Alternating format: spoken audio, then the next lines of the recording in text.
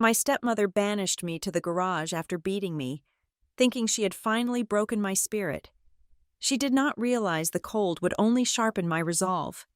For years, I had paid over $180,000 to keep a roof over their heads, only to be treated like a trespasser. As I shivered next to the car, clutching the key my brother had secretly given me, I decided I was done paying. It was time to start collecting. My name is Kylie Pruitt, and the only thing colder than the blizzard burying the Denver suburbs that night was the reception waiting for me on the other side of the front door. It was 20 minutes past 8 when I finally pulled my sedan into the driveway. My eyes burned from staring at spreadsheets at Northbridge metrics for 12 straight hours, chasing discrepancies that no one else seemed to care about but me. The windshield wipers had been fighting a losing battle against the heavy wet snow all the way down I-25, and my knuckles were white from gripping the steering wheel. I sat in the car for a moment, letting the heat blast against my frozen hands, looking at the house. It was a beautiful house, a 2-story colonial with perfectly manicured hedges that were currently bending under the weight of the snow. It looked like the American dream. It looked like safety. But I knew better. I knew exactly how much the mortgage was because I had transferred $2,400 to the joint account 3 days ago to cover it. I knew how much the heating bill would be because I would pay that next week. I turned off the ignition, plunging the car into silence, and grabbed my bag. The house was glowing with warm, golden light, and I could see shadows moving behind the curtains. Lana was throwing a party. Of course she was. I walked up the driveway, my boots crunching loudly on the ice. I had not even put my key in the lock before the door swung open. The heat hit me first, smelling of expensive roasted garlic, rosemary, and the heavy, cloying scent of Lana's signature perfume. Then came the noise, laughter, the clinking of glass, the low hum of jazz music. And then came Lana. She stood in the entryway, wearing a silk dress that probably cost more than my first car. Her hair was sprayed into an immobile helmet of blonde perfection. She looked at me not with warmth, but with the annoyance of a hostess whose perfect tableau had been ruined by a stray dog wandering in from the rain. "You are late," she hissed, her voice low enough that the guests in the living room could not hear, but sharp enough to cut right through my exhaustion. "We have been waiting for the wine to be refilled for 20 minutes. I blinked, the transition from corporate analyst to unpaid servant giving me whiplash. I had just spent the day saving my company $40,000 in logistical errors, and now I was being scolded for not pouring Pinot Noir fast enough. "I had to work late, Lana," I said, keeping my voice steady. "I told you this morning, it is end of quarter." She rolled her eyes, a gesture that made her look younger than her 50 years and infinitely more cruel. "Excuses. Always excuses with you. Kylie, just put your bag away and get the tray. And for heaven's sake, fix your hair. You look like a drowned rat." I swallowed the lump of anger forming in my throat. It tasted like bile. I walked past her, navigating through the crowd of aunts, uncles, and distant cousins who only showed up when there was free food. I saw my father, Mark, standing by the fireplace, holding a tumbler of scotch. He looked tired, his eyes glassy and unfocused. He saw me, offered a weak, half-hearted smile, and then immediately looked back at the fire when Lana glided into the room. He was a ghost in his own house, a man who had traded his spine for a quiet life. Then there was Evan. My stepbrother was holding court on the plush beige sofa, looking every inch the golden child. He was 25, 2 years younger than me, but he had the confident, relaxed posture of someone who had never worried about an overdraft fee in his life. He was telling a story, using big hand gestures, and the relatives were eating it up. I went to the kitchen, dropped my heavy laptop bag on the counter, and took off my wet coat. My hands were shaking slightly. I grabbed the tray of wine glasses Lana had gestured to. I took a deep breath and walked into the living room. "Ah, there she is," Uncle Bob boomed, grabbing a glass before I could even set the tray down. "Working hard or hardly working? Kylie?" I forced a smile. It felt tight and plastic on my face. It was a long day. "Uncle Bob."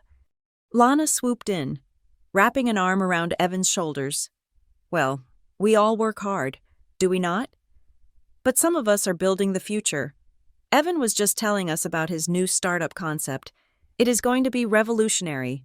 Technology and synergy, right, honey? Evan grinned. That charming, lopsided grin that let him get away with murder. It is a crowded market. Mom. But yeah, we think we have an angle. Just need to secure the next round of seed funding. Seed funding. That was a nice way of saying he needed more handouts. And what are you doing now? Kylie? Aunt Sarah asked, peering at me over her spectacles. Still doing that computer thing? I work as a senior data analyst at Northbridge Metrics. I said, trying to inject some pride into my voice. Actually, I just led a project that... Lana cut me off with a laugh that sounded like breaking glass. Oh, Sarah, do not bore yourself. She punches numbers into a spreadsheet. It is basically secretarial work, just with more math. Not everyone has Evan's entrepreneurial spirit. The room chuckled, a polite, dismissive chuckle that reduced my career, my 60-hour weeks, and my master's degree into a joke. I felt the heat rising in my cheeks. Burning hotter than the fireplace, I gripped the tray tighter. Just be careful with that tray. Kylie, Lana added, her eyes narrowing. That is the good crystal. We would not want an accident. It happened in slow motion. I turned to offer a glass to a cousin, and my heel caught on the edge of the thick Persian rug. I stumbled. I did not fall, and I did not drop the tray, but one single glass, filled with red wine, wobbled and tipped over. It splashed onto the coffee table. A few drops hit the beige carpet. The silence that followed was deafening. The jazz music seemed to stop. Every pair of eyes in the room locked onto the 3 droplets of red wine on the rug. Lana gasped. It was a theatrical, horrified sound. I am sorry, I said quickly, reaching for a napkin. I will get the club soda. It will come right out. Leave it, Lana shrieked. Her mask of the perfect hostess slipped for a fraction of a second, revealing the snarl underneath. Just get out of the way before you ruin anything else. Honestly, Kylie, you are so clumsy. It is embarrassing. Evan looked down at his shoes. Dad took a long sip of his scotch. No one said a word. No one said, it is just a rug. No one said, she is tired.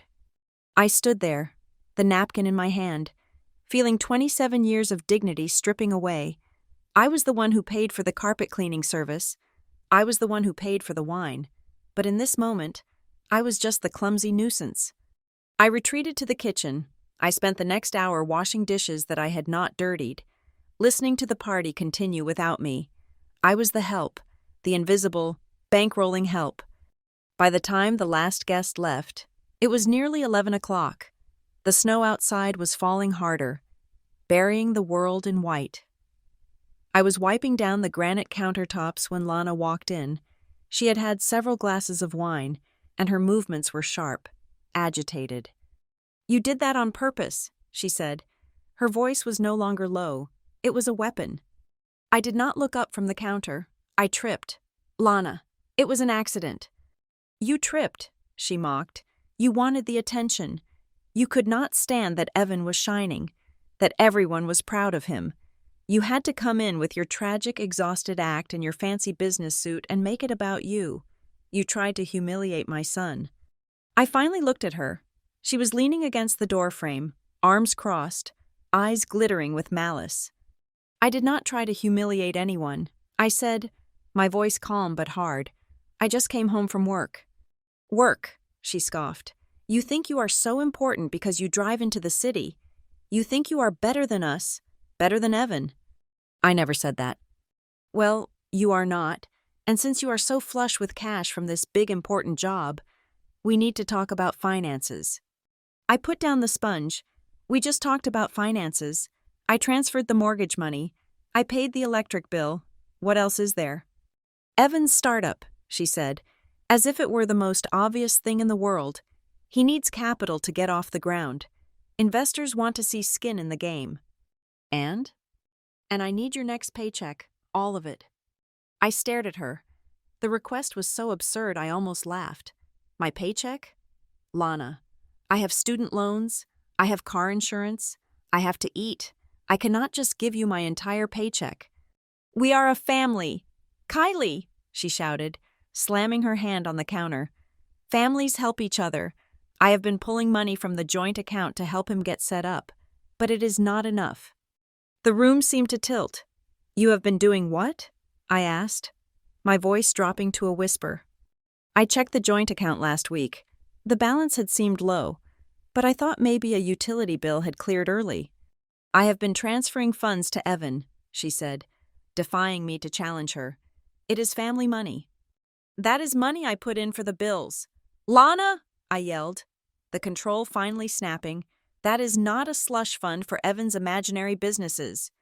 Do not you dare raise your voice at me in my house, she screamed back, her face flushing red. It is my house too, I pay for it. That was the wrong thing to say. Lana lunged at me. She grabbed my arm with a grip that was shockingly strong and dragged me toward the laundry room door. I stumbled, my socks slipping on the hardwood. You ungrateful little brat, she hissed. She shoved me into the laundry room. It was a small, narrow space, smelling of chemical detergent and damp lint. The dryer was still running, a rhythmic thumping sound that masked the noise. Lana slapped me. It was not a cinematic slap. It was a messy, open-handed blow that caught my ear and my cheekbone. My head snapped to the side, hitting the metal shelving unit. Pain exploded behind my eyes. I gasped, raising my hands to protect my face, but she hit me again. This time, her fist connected with my shoulder. She was frantic, a flurry of rage and whine. You think you own us? She screamed, punctuating the words with shoves. You think because you throw a few dollars at the bills you can dictate terms? You are nothing. You are a guest here. I backed up until my spine hit the washing machine. I caught her wrists. I was taller than her. I was younger. I could have pushed her back. I could have hurt her. But I froze. The programming of a lifetime, the rule that said she was the parent and I was the child, held me fast. I just held her wrists, breathing hard, staring into her wild eyes. Stop, I said. My voice was shaking. Just stop. She wrenched her hands free and shoved me one last time. I slumped against the dryer. She stood over me, her chest heaving, her hair finally out of place. She looked at me with pure disgust, not guilt, disgust. Give me the money, she spat, or get out. No, I said. It was the first time I had ever truly said it to her. It was a small word, but it felt heavy in the room. No, she repeated, her voice dangerously quiet. I touched my cheek. It was throbbing hot. No, I am not giving you my paycheck, and you are not taking another cent from the joint account. Lana straightened up. She smoothed her dress. She patted her hair. The mask was coming back on, but it was crooked now. Fine, she said.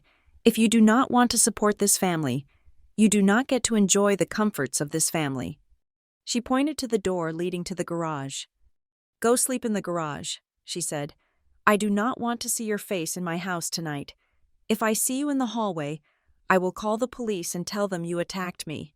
And look at you. She gestured to my red face and messy hair. Who do you think they will believe? She turned on her heel and walked out, slamming the door behind her. The lock clicked. I stood there in the laundry room for a long time. The dryer buzzed and stopped. Silence rushed back in. I walked into the small half bath off the laundry room. I turned on the harsh fluorescent light. In the mirror, a woman looked back at me. She looked exhausted. Her mascara was smeared. Her left cheekbone was already darkening to a sickly purple. Her ear was bright red. I pulled my phone from my pocket. My hands were steady now. I raised the phone and took a picture. Then another. I turned my head to capture the swelling. I looked at the photos. They were ugly. They were evidence. I was not a child anymore. I was 27 years old. I was a senior data analyst. I owned a car. I had a credit score of 780. And I had just been beaten in the home I paid for. Something inside me, something that had been soft and pliable for years, finally hardened. It felt like water turning to ice. I opened the door to the garage, but paused. I needed my coat. I needed my bag. I stepped back into the hallway. It was dark. Lana must have gone upstairs. I moved silently, a skill I had perfected over a decade of trying to be invisible. The hallway was lined with photos, professional portraits of Evan in his graduation gown, candid shots of Lana and Mark laughing on a beach in Cabo, a trip I had paid for as an anniversary gift, Evan winning a soccer trophy, Evan blowing out candles. There was not a single picture of me, not one. I was the ghost that haunted the bank account, nothing more.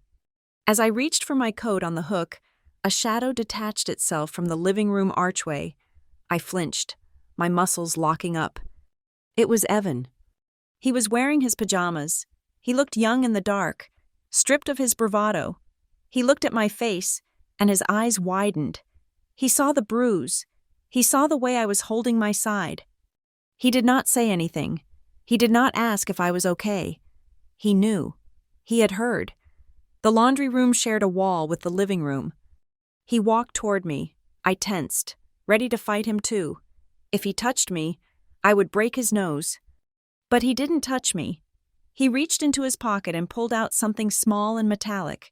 He took my hand, his fingers were cold, and pressed the object into my palm. He leaned in close. I could smell the wine on his breath, but also the mint of toothpaste. "When you are ready to stop letting her win," he whispered, his voice barely audible, "use this." He pulled back, looked at me one last time with a complicated expression, guilt, fear, and something that looked like relief, and then he turned and walked silently up the stairs. I stood alone in the dark. I opened my hand.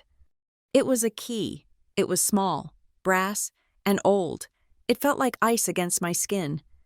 I grabbed my coat and my bag. I walked to the garage door, opened it, and stepped out. The garage was freezing. It was uninsulated, little more than a shelter from the wind. The concrete floor radiated a bone-deep chill. The smell of gasoline and old oil filled my nose. My car sat there, a dark shape. Lana expected me to be crying. She expected me to be huddled in a ball, begging for forgiveness, terrified of losing the crumbs of affection she threw my way. She expected the Kylie who wanted a mother. I sat down on the cold concrete floor, leaning my back against the tire of my car. I pulled my coat tighter around me.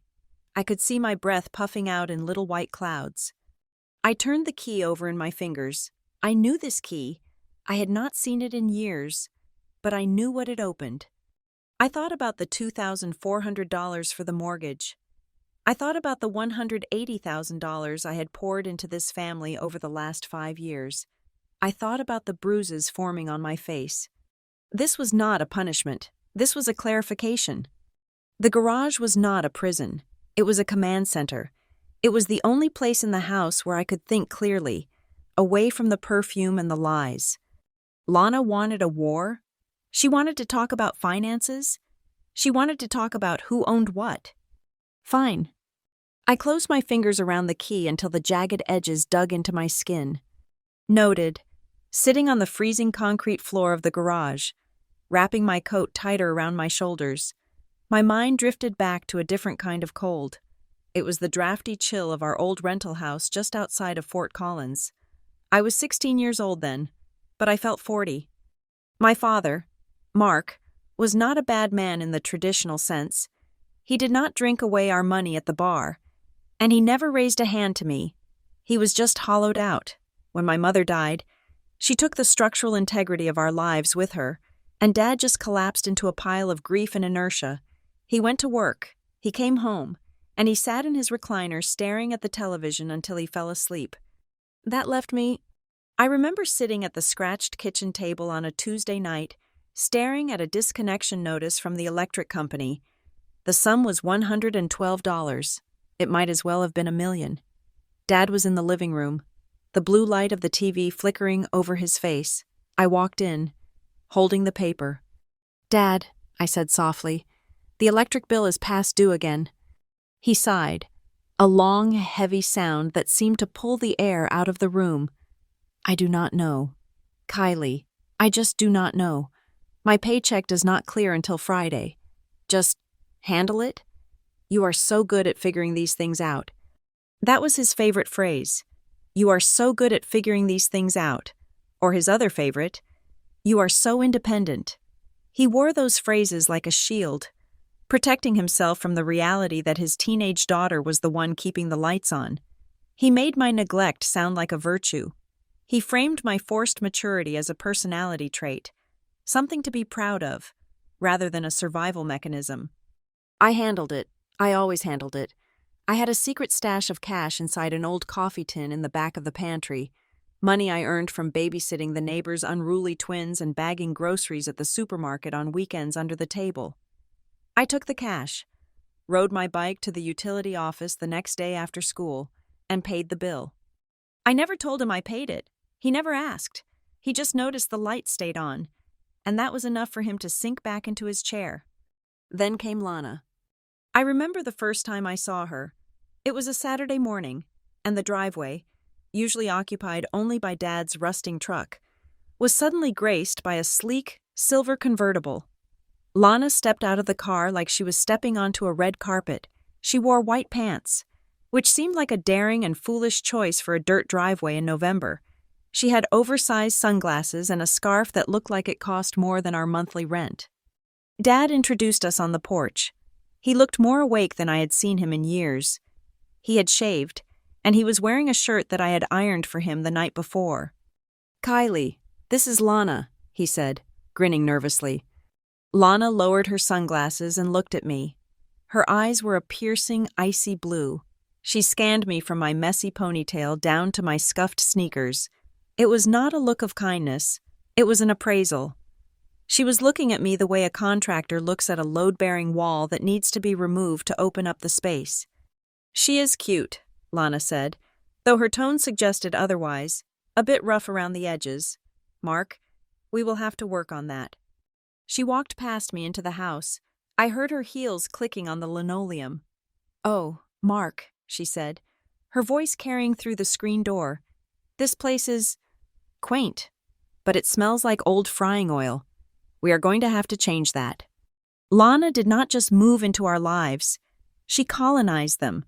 Within 2 months, the rental house was transformed. She brought in beige throw pillows, scented candles that smelled like artificial ocean breeze, and a set of rules that seemed to apply only to me. Then she brought Evan. Evan was 15 then, a year younger than me. He was lanky and awkward, with hair that fell into his eyes. When we first met, he was polite. He said hello. He wiped his feet on the mat. He offered to help carry the groceries. But I saw the way he looked at his mother. He watched her for cues on how to behave. One evening, shortly after they moved in properly, we were all sitting in the living room. I was doing homework on the floor. Evan was playing a handheld video game. Lana was flipping through a magazine. "Look at Evan," Lana said, breaking the silence. "He is so focused. He is going to be an engineer or an architect. I just know it. He has such a brilliant mind." Mark nodded, eager to agree. He is a smart kid. "Lana?" "And Kylie," Lana continued, her eyes flicking to me. "You are so practical. You are like a little worker bee. It is good that you do not need much attention. Some children are just high maintenance, but you are happy just fading into the background, right?" I gripped my pencil tighter. I was not happy fading into the background. I was there because no one invited me to the foreground. "I guess," I muttered. "See?" She smiled at Mark. "She knows her place. She is the sturdy one. Evan is the dreamer. Every family needs a sturdy one to support the dreamers." I did not realize then that she was drafting the mission statement for the rest of my life. The real shift happened when we moved to the house in Denver. Mark and Lana decided to buy a place together. Well, Mark bought it, and Lana decorated it. It was the house I was currently freezing outside of.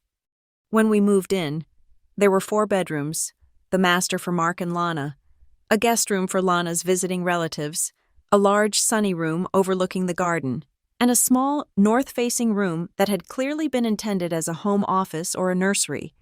I assumed, being the older child, that I would get the garden room, I carried my boxes there on moving day.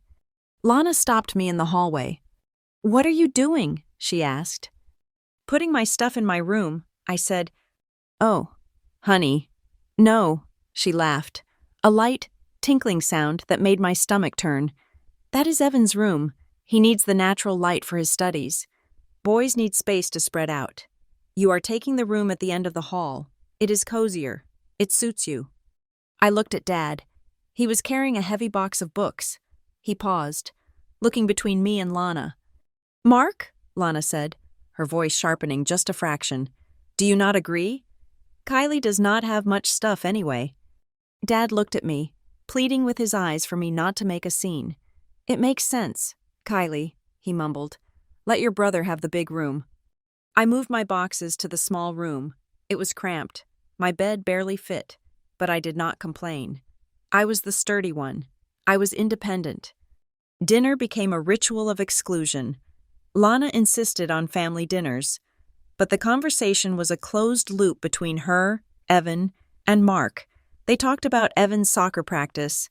They talked about Lana's day at the boutique she managed. They talked about Mark's job. If I tried to speak, Lana would talk over me, or worse, she would listen with a polite, strained smile, wait for me to finish, and then turn back to Evan and say, "Anyway, tell us more about your project. Sweetie?" I became a ghost at the banquet. I learned to eat quickly and ask to be excused. Then came the college acceptance letter. It was a thick envelope from Colorado State University.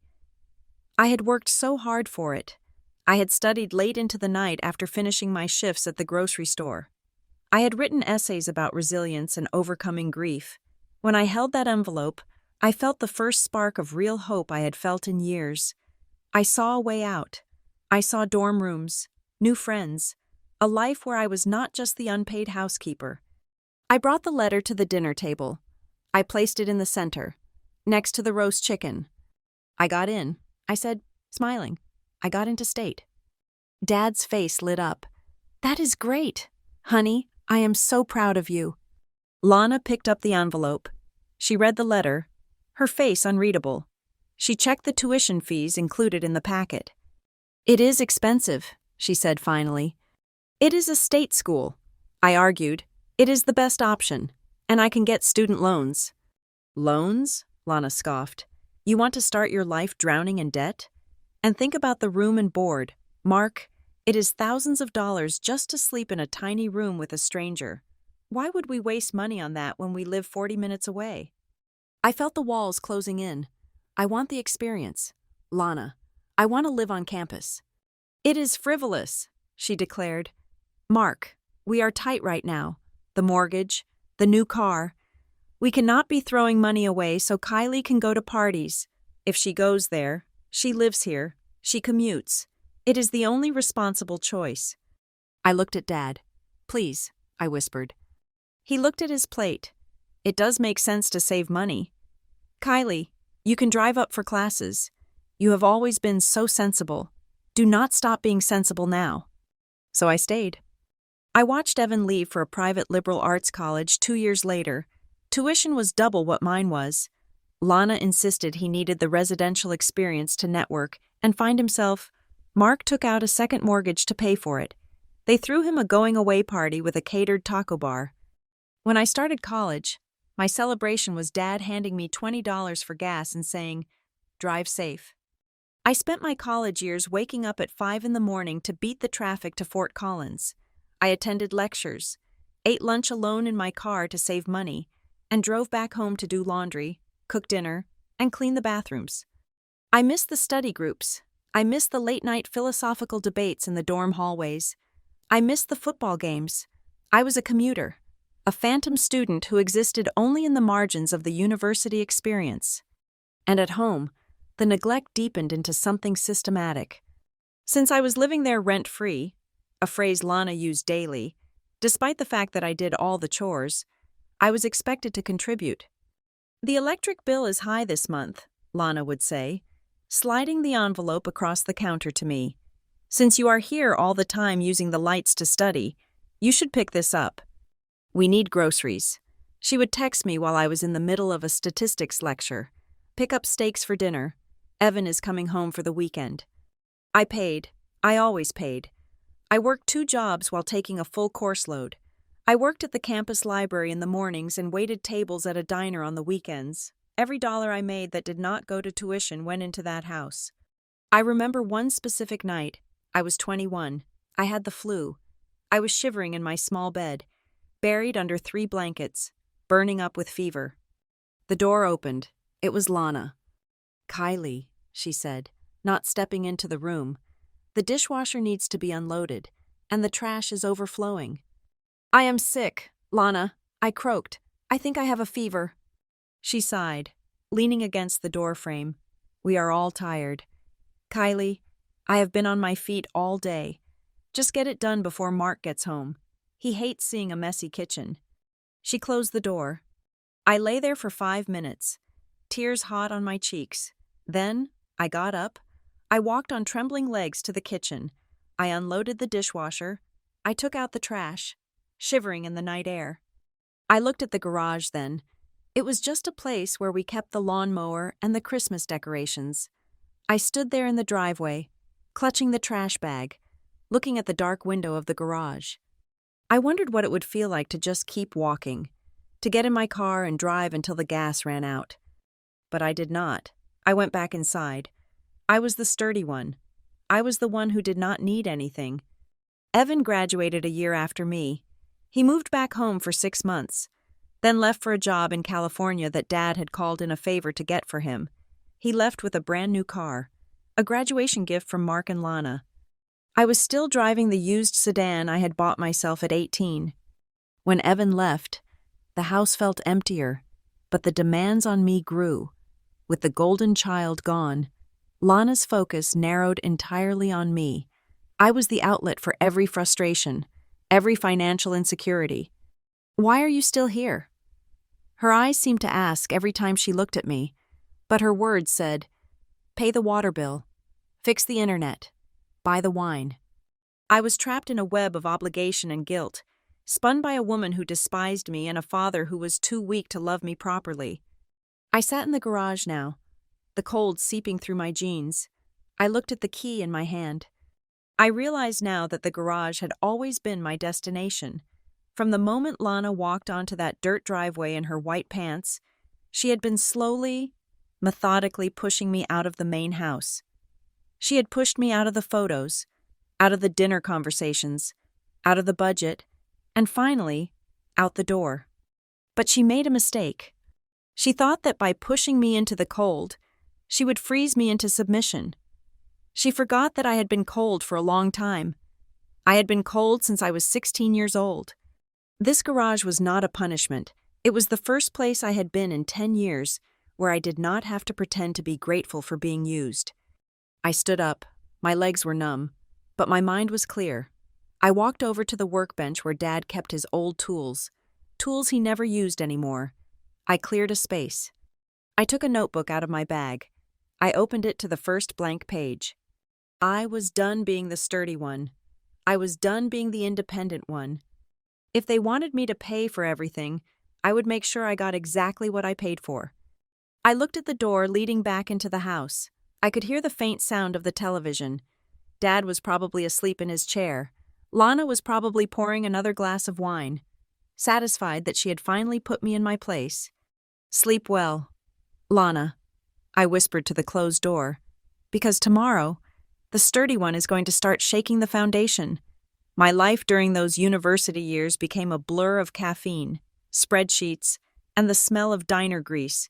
While I was studying business analysis, learning how to optimize supply chains, and forecast revenue streams for hypothetical corporations, I was running a failing enterprise called the Pruitt Family Household. I worked 25 hours a week at a 24-hour diner off the highway, taking the graveyard shifts on weekends because the tips were better from the truckers and the drunks. During the week, I shelved books at the campus library for minimum wage. Between classes and work, I slept in 4-hour bursts. But no matter how many hours I worked, my bank account remained stagnant. It was like trying to fill a bucket with a hole in the bottom. The hole was my father and stepmother. It started small. A text from Mark on a Tuesday afternoon while I was in a statistics lecture. "Hey, kiddo. Things are a little tight this week. The truck needs a new alternator. Do you have $200 until Friday?" I sent the money. I always sent the money. I told myself it was because I was a good daughter, because I was grateful they were letting me live in the house, even if I was commuting and invisible, but deep down, I sent it because I was afraid. I was afraid that if the truck did not run, Dad would lose his job. If Dad lost his job, the house of cards would fall, and I would be buried under the wreckage. But Friday would come and go, and the repayment never happened. If I asked, Mark would look pained, rubbing his temples, and say he just needed a little more time, or Lana would intervene, her voice sharp with indignation. "Honestly, Kylie, your father provides a roof over your head. You are nickeling and diming him over $200? Where is your sense of gratitude?" So I stopped asking, and the requests turned into demands. One month it was the water heater. The next, it was an unexpected tax bill. Then it was Lana's dental work because she claimed she was in agony and could not possibly wait for the insurance approval. I transferred $300, then $400, then $1,000. I remember sitting in my car outside the diner at 3 a.m, counting my tips. I had made $86 that night. I needed gas. I needed a new textbook for my econometrics class that cost $150. But as I looked at the crumpled bills, my phone lit up. It was a voicemail from Lana. Her voice was breathless, panicked. "Kylie, pick up. It is an emergency. The refrigerator died. All the food is spoiling. We need a new one first thing in the morning. Dad's credit card is maxed out until the cycle resets. We need you to cover it. We will pay you back next week." I bought the refrigerator. I bought the cheapest model I could find, using the money I had saved for my next semester's tuition deposit. I had to take an extra shift at the diner for 3 weeks straight to make up the difference. Meanwhile, Evan was living a very different life. He was failing out of his first major, changing to a second, and then a third. He came home on weekends not to work, but to do his laundry and eat, and every time he came home, he had a new passion project that required funding.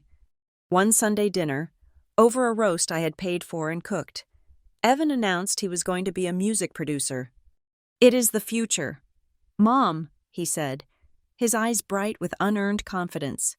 "I just need the right equipment, a soundboard, some high-end monitors. It is an investment." "How much?" Mark asked, cutting a piece of meat. "About $3,000 to start," Evan said casually. I choked on my water. $3,000? Evan, that is more than my tuition for the semester. Lana glared at me. "Do not crush his dreams. Kylie, you are always so negative. This is his career we are talking about." Mark nodded slowly. "We can figure it out. I can pull a little from your grandmother's bond that matured." I stared at them. We did not have money for a refrigerator last week, but we had $3,000 for Evan to play pretend in his dorm room. I tried to speak up. "Dad, the property tax is due next month. You said we were broke." Lana slammed her fork down. "We are investing in Evan's future. Kylie, just because you are content to be a worker drone does not mean he has vision." They bought the equipment. 6 months later, Evan sold it for $500 to buy a snowboard because he had decided his true calling was becoming an adventure guide. I graduated with honors. I walked across the stage, shook the dean's hand, and looked into the crowd. Mark and Lana were there, but they were looking at their phones.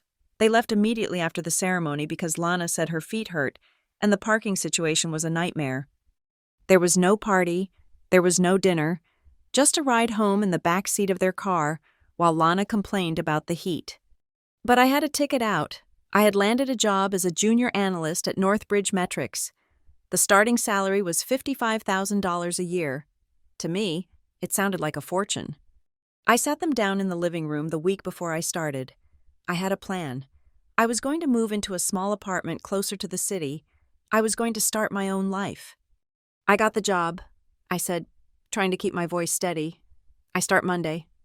"That is wonderful," Mark said, genuinely smiling for a second. Lana's eyes narrowed. She was doing math in her head. How much does it pay? 55,000, I said. She let out a low whistle. Well, that changes things. It does. I said, I am going to start looking for an apartment near the office. It will save on gas and… No, Lana cut in sharply. Absolutely not. I blinked. Excuse me? That makes no financial sense. Kylie, she said, leaning forward, her voice taking on that reasonable, lecturing tone I hated. Why would you pay rent to a stranger when we have a perfectly good house here? You need to save your money. You have student loans, right? I do, I said, but I want to be closer to work. And abandon your family just when we are finally getting back on our feet? Lana asked, her voice trembling with fake emotion. Mark is getting older. The house needs work. If you stay here, you can save money, pay off your loans, and contribute to the household expenses. It is what a good daughter would do. Mark looked at me, his eyes pleading. It would be nice to have you around. Kylie, and, well, having a little extra help with the bills would take the pressure off. I looked at Dad. He looked gray, exhausted. The guilt hit me like a physical blow. I thought about the debts I knew they had. I thought about the fridge I had bought. Okay, I said, I will stay, for a year, just to save up. It was the biggest mistake of my life. The moment my first paycheck hit my account, the dynamic shifted. Lana did not see my salary as mine. She saw it as household income.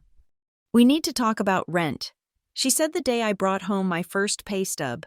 Since you are a professional now, you should be paying market rate. I negotiated her down to $800 a month. I thought that was fair. It included utilities and food. But it did not stop at $800. The cable bill would appear on my bed. The internet bill. The grocery list would be texted to me with the instruction, do not get the cheap stuff. Evan is visiting. Then came the garage. I had been living in the small bedroom for years. It was cramped, but it was mine. One Saturday, I came home from work to find Lana standing in the hallway with empty boxes. We have been thinking, she said. You are an adult now. You need your own space, more privacy. I looked around. Where? The garage, she said brightly. We can convert the back half, put in a heater, some rugs. It will be like a studio apartment, very industrial chic. The garage? I asked, horrified. Lana, it is freezing out there. We will insulate it, she promised. Look, Evan is coming back for the summer. Maybe longer. He needs his old room back, and frankly, he needs the guest room for his workspace. He is working on a new app concept. He needs space to think. So I was evicted, not kicked out of the property, but pushed to the perimeter. I spent my weekends insulating the garage walls myself because Dad was too tired and Evan was too busy thinking. I bought a space heater. I set up my bed next to the lawnmower. Lana called it my suite. I called it what it was, exile.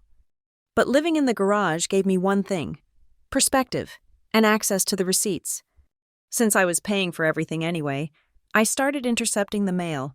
I told Mark I would handle the bookkeeping to take the stress off him. He was relieved to hand over the pile of unopened envelopes. I created a spreadsheet. I entered every debt, every interest rate, every recurring charge. What I found made me sick. They were drowning, not just sinking, but anchored to the bottom of the ocean. There were credit cards maxed out at 24% interest. There were late fees upon late fees. There were subscriptions to services they never used. And there were the withdrawals, cash withdrawals, transfers to an account simply labeled P. Evan Pruitt. I sat at my makeshift desk in the garage, staring at the numbers. In the last year alone, they had transferred $12,000 to Evan. $12,000 while I was eating ramen and working 2 jobs. $12,000 while Mark claimed he could not afford his blood pressure medication. I called a family meeting. I printed out charts. I felt like I was back at work, presenting a crisis report to a board of directors. We have to stop, I said, laying the papers on the dining room table. Look at this. We are spending $2,000 more than we bring in every month. The credit card debt is spiraling. Lana picked up a sheet of paper, glanced at it, and tossed it aside. You worry too much. Kylie, it is just money. It is not just money. Lana, it is bankruptcy waiting to happen. We need a budget. We need to cut the cable, stop eating out, and stop sending money to Evan until he gets a job. Lana's face turned to stone. We are not cutting Evan off. He is on the verge of a breakthrough. This app is going to be huge. He has investors interested. Who? I asked. Who is interested? Because all I see is money going out and nothing coming in. You just do not understand vision, she snapped. You look at numbers and see limits. We see potential. When Evan's payout comes, none of this will matter. He will take care of us, he promised. She believed it. That was the terrifying part. She truly believed that her golden son was going to magically become a millionaire and save them. It was a gambling addiction, and Evan was the slot machine. Mark looked at the spreadsheet. He traced the red line of debt with a shaking finger. She is right. Lana, he muttered, it looks bad. Don't you start, Lana hissed at him. You want to live like a pauper? Go ahead. But I am maintaining a standard of living for this family. If Kylie wants to be stingy, that is her problem. But as long as she lives under my roof, she contributes. I am contributing, I yelled. I am paying for 70% of this household. And you should be grateful, she shouted back. We raised you. We fed you. Now you are finally useful, and all you do is complain. Useful. The word hung in the air. That was it. That was all I was to them. I was a utility. I was an appliance that dispensed cash. I stopped arguing. I realized then that logic would not work on people who lived in a fantasy. I gathered my papers.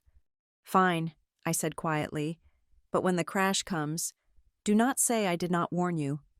I went back to the garage. I did not move out. I should have. Any sane person would have packed their car and left that night, but the guilt was a hook barbed deep in my chest. I looked at Dad, shrinking into his chair, and I could not leave him to drown. So I stayed. I became the silent CFO of a bankrupt corporation. I paid the minimums. I juggled the bills. I worked overtime at Northbridge Metrics to cover the shortfall. The pattern solidified like concrete. I would come home late, exhausted. I would fix a leaking faucet because Mark was too tired. I would pay the internet bill because Lana threatened to cut off my access if I did not. I would listen to Evan talk about his new venture, a craft brewery idea, then a crypto trading bot, then a lifestyle brand, while I ate cold leftovers. Lana was the queen, directing the show. Mark was the absent king, hiding in the shadows. Evan was the prince, waiting for his coronation. And I was the peasant in the stable, keeping the castle walls from crumbling. The more I gave, the less they respected me. My money became an entitlement. My labor became an expectation. If I paid the electric bill 3 days early, no one noticed. If I paid it 1 day late, I was irresponsible, selfish, trying to sabotage the family. I remember standing in the kitchen one morning, making coffee. Lana walked in, wearing a silk robe I knew cost $300 because I had seen the charge on the credit card bill I paid. She looked at me, at my suit, at my tired eyes. You know, she said casually, pouring herself a cup, you really should start dressing better. You look so drab. It reflects poorly on us. Evan is bringing a girl home this weekend. Try not to embarrass him. I looked at her. I thought about the $4,000 I had transferred to cover the property taxes that month. I thought about the fact that I was wearing a suit I bought at a thrift store because I could not afford new clothes. I will try my best. Lana, I said, my voice flat. She smiled, a cold, satisfied smile. Good. We just want you to be your best self. Kylie. She took her coffee and walked out to the sunroom, the room that should have been mine. I stood there, gripping the counter, feeling the invisible weight of the house pressing down on my shoulders. I was the backbone of this family, but they were breaking me vertebra by vertebra. And the worst part was, I was letting them do it. The call that destroyed my future came on a Tuesday morning at 10 o'clock. I was sitting at my desk at Northbridge Metrics, dual monitors glowing with quarterly projection charts. I was sipping lukewarm coffee, feeling good because I was close to hitting my savings goal for a down payment on a townhouse in the city. I had found a development near the park. Pre-construction pricing. I had the brochures in my drawer.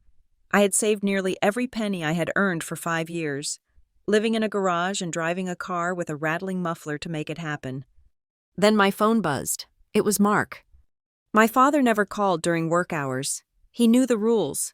If he was calling now, someone was dead or the house was on fire. I picked up on the second ring. "Dad, is everything okay?" There was a sound on the other end like a wounded animal trying to catch its breath. It took me a moment to realize he was hyperventilating. "Kylie," he gasped. "They are here. The sheriff is here." My stomach dropped through the floor. "The sheriff? Why is the sheriff there?" He put a paper on the door. "Kylie, a notice. He says we have to vacate. He says the house is being sold at auction next month." I stood up, my headset clattering to the desk. The office noise, the hum of the printer, the chatter of sales reps, faded into a dull roar. "That is impossible," I said, grabbing my purse. "Dad, calm down. I pay the mortgage. I sent the transfer 3 days ago." "It is not that," he sobbed. "It is the other ones, the missed ones. I thought I could catch up. I thought Evan's deal would close." I did not ask any more questions. I told my manager I had a family emergency, and I ran to my car. The drive to the suburbs usually took 40 minutes. I made it in 25. When I pulled into the driveway, the sheriff deputy was gone, but the evidence remained. A bright orange sticker was plastered to the front door of the colonial house. It looked like a scarlet letter against the pristine white paint. "Notice of trustee sale." I ripped it off the door and stormed inside. The living room was a scene of chaotic denial. Mark was sitting on the sofa, head in his hands, weeping. Lana was pacing back and forth, smoking a cigarette inside the house, something she strictly forbade anyone else from doing. Evan was leaning against the mantel, scrolling through his phone with a look of detached annoyance, as if this were a boring commercial break in the movie of his life. On the coffee table sat a mountain of mail, not just the Daily Mail, but months of it, unopened envelopes stuffed into grocery bags, hidden in drawers, and now dumped out in a shameful pile. "What is this?" I asked, my voice trembling with a rage I could barely contain. I held up the orange sticker. Lana spun around, blowing smoke toward the ceiling. "Do not look at me like that. It is a mistake. The bank made a clerical error. I have been telling Mark for months to call them and fix it, but he is useless." I dropped my bag and sat on the floor, grabbing the pile of mail. I started tearing open envelopes. Past due, final notice, intent to foreclose, IRS tax lien. I looked at the dates. This had not started last month. This had been going on for 8 months. "I pay the mortgage," I said, looking at Mark. "I transfer $2,400 every single month. Where did it go?" Mark would not look at me. Lana flicked ash onto the carpet. "We had expenses. Kylie," she said defensively, "the roof needed repairs, the car needed a transmission, and we had to pay the retainer for Evan's patent attorney." I looked at Evan. He did not even look up from his screen. "It is a standard procedure. Kylie, once the patent clears for the lifestyle app, the valuation will be in the millions. We just have a cash flow problem right now." "A cash flow problem?" I screamed. I ripped open another envelope. This one was from a bank I did not recognize. It was a statement for a home equity line of credit. The balance was $150,000. The available credit was 0. "What is this?" I held up the paper. "When did we get a second mortgage?" Lana crossed her arms. "We took some equity out last year to renovate the kitchen and help Evan with seed money. It was an investment." I looked at the kitchen. It looked exactly the same as it had when we moved in. "You spent $150,000? On what?" "Living," Lana shouted. "On living. Kylie, not everyone wants to live like a miser in a garage. We have a standing in this community. We have obligations." I stopped listening. I went into analyst mode. I needed data. I needed the full picture of the blast radius. Get me every piece of paper, I said, my voice cold. Every bill, every bank statement, every credit card.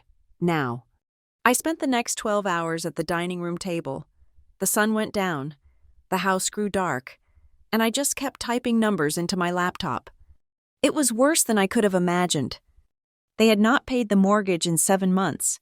They had been using my transfer money to pay the minimums on the credit cards and the interest on the second mortgage, but eventually, they stopped paying those too. They had drained Mark's 401k. There were personal loans with predatory interest rates of 28%. They were not just broke, they were insolvent.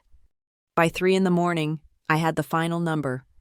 To stop the auction and reinstate the loan, we needed $42,000 immediately.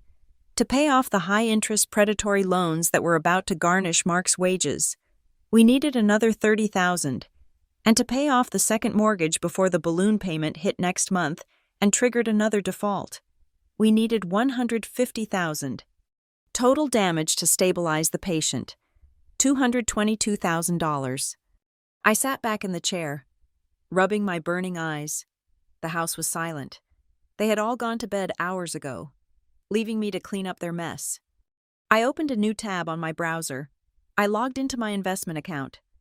There it was, my freedom number, $235,000. I had started saving when I was 18. I had invested aggressively. I had lived on rice and beans. I had driven a car that shook when it went over 50 miles per hour. This money was for my townhouse. It was for my future. It was the only thing that proved I was not just a servant in this house. If I paid this, I would have nothing. I would be back to zero. I closed the laptop and walked out to the garage. It was freezing, as always.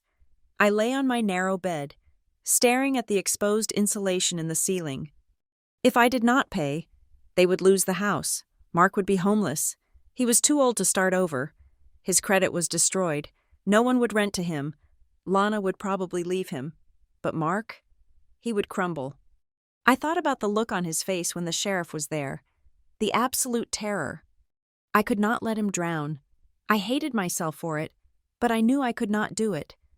The next morning, I walked into the kitchen. They were all there, drinking coffee as if nothing had happened. Lana was reading a catalog. I have a solution, I said. Mark looked up, hope flooding his face. You fixed it? I can fix it, I said. I have the money. Lana let out a sigh of relief. Oh, thank God. I knew you had money stashed away. You are always so secretive about it. Just write the check, and let us put this nightmare behind us. I am not writing a check to you, I said. Lana paused, her cup halfway to her mouth. Excuse me? I am paying the bank directly, and there is a condition. Condition? Evan scoffed. Since when does family have conditions? Since family stole $150,000 of equity and lied about it, I shot back. I turned to Mark. I will pay off the arrears. I will pay off the second mortgage. I will pay off the tax liens. It will cost me almost every dollar I have saved for the last 10 years. But in exchange, I want my name on the deed. The room went silent. What? Lana whispered.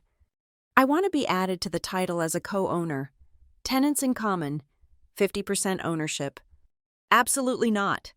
Lana slammed her hand on the table. This is our house, Mark and mine. You are trying to steal it from us. I am trying to save it, I yelled. It is currently owned by the bank. Lana, in 3 weeks, it will be owned by a stranger at an auction. If I pay for it, I own it. That is how the world works. Mark looked between me and Lana. He looked at the orange sticker that was still sitting on the counter. Lana, he said softly, we do not have a choice. We always have a choice, Lana insisted. Evan's payout. Evan's payout does not exist, Mark snapped. It was the first time I had heard him raise his voice to her in years. He looked defeated. The sheriff was here. Lana, it is over. He looked at me. Okay, Kylie. Okay, we will do it. The process took 3 days. It was a whirlwind of emergency appointments with lawyers and bank officers. I remember sitting in the title company office. The air conditioner was humming. The notary was flipping through the thick stack of documents. I had to wire the money first. I sat there with my banking app open. My thumb hovered over the transfer button. $230,000. My townhouse, my furniture, my safety net, my escape plan. I looked at Mark. He was signing papers with a shaking hand, looking gray and old. I pressed the button. Success. Transfer complete. I watched the number in my account drop. It went from a life-changing sum to 4 figures. I felt a physical pain in my chest, like I had just donated a kidney without anesthesia. The notary slid the deed across the table. Mark signed, then he slid it to me. I signed my name, Kylie Pruitt. I was now the legal owner of half of the house I was not allowed to sleep inside. Lana refused to come to the signing. She sat in the waiting room, wearing dark glasses, refusing to look at me when we walked out. We drove home in silence. When we pulled into the driveway, the house looked the same. It did not look saved. It just looked like a white colonial that had eaten my life. We walked into the kitchen. I expected something, a hug, a thank you, acknowledgement that I had just sacrificed my 20s to save them. Lana went straight to the refrigerator and poured herself a glass of wine. "Well, that was exhausting," she said, kicking off her heels. "I hope you are happy. Kylie, you finally got what you wanted. You muscled your way in. Now you can lord it over us that you own the place." I stared at her, my mouth falling open. "I just saved you from homelessness, Lana. You took advantage of a crisis to grab assets." She sniffed. "It is very predatory, very corporate. I suppose that is what they teach you at that job of yours." I turned to Mark. "Dad?" He was looking at the floor. "Thanks, Kylie," he mumbled. "It is a relief. It really is." He paused, shifting his weight from foot to foot. He looked like he wanted to say something else. "Actually, since everything is cleared up now," he started, avoiding my eyes. "The mechanic called about the truck again. Since we do not have the mortgage payment this month, do you think you could spot me $500 to get the transmission released? I cannot get to work without it." I felt the blood drain from my face. I had just spent $230,000.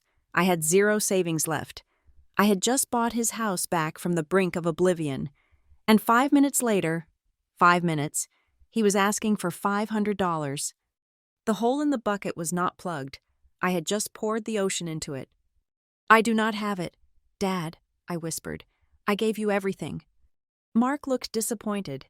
"Oh, well, I just thought, since you are an owner now." I turned around and walked out. I walked past Lana, who was sipping her wine and scrolling on her phone. I walked past Evan, who was in the living room watching cartoons. I walked out the back door and into the garage. I closed the door and locked it. I sat down on my bed. It was dark. The smell of gasoline was strong. I pulled my knees to my chest and rocked back and forth. I did not cry. I was too empty to cry. I felt light, but in a terrible way, like a husk that had been hollowed out by wind.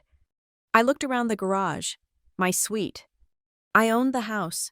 I owned the granite countertops, the Persian rugs, the master bedroom with the ensuite bath. I owned the roof and the walls. But I was still sleeping next to the lawnmower.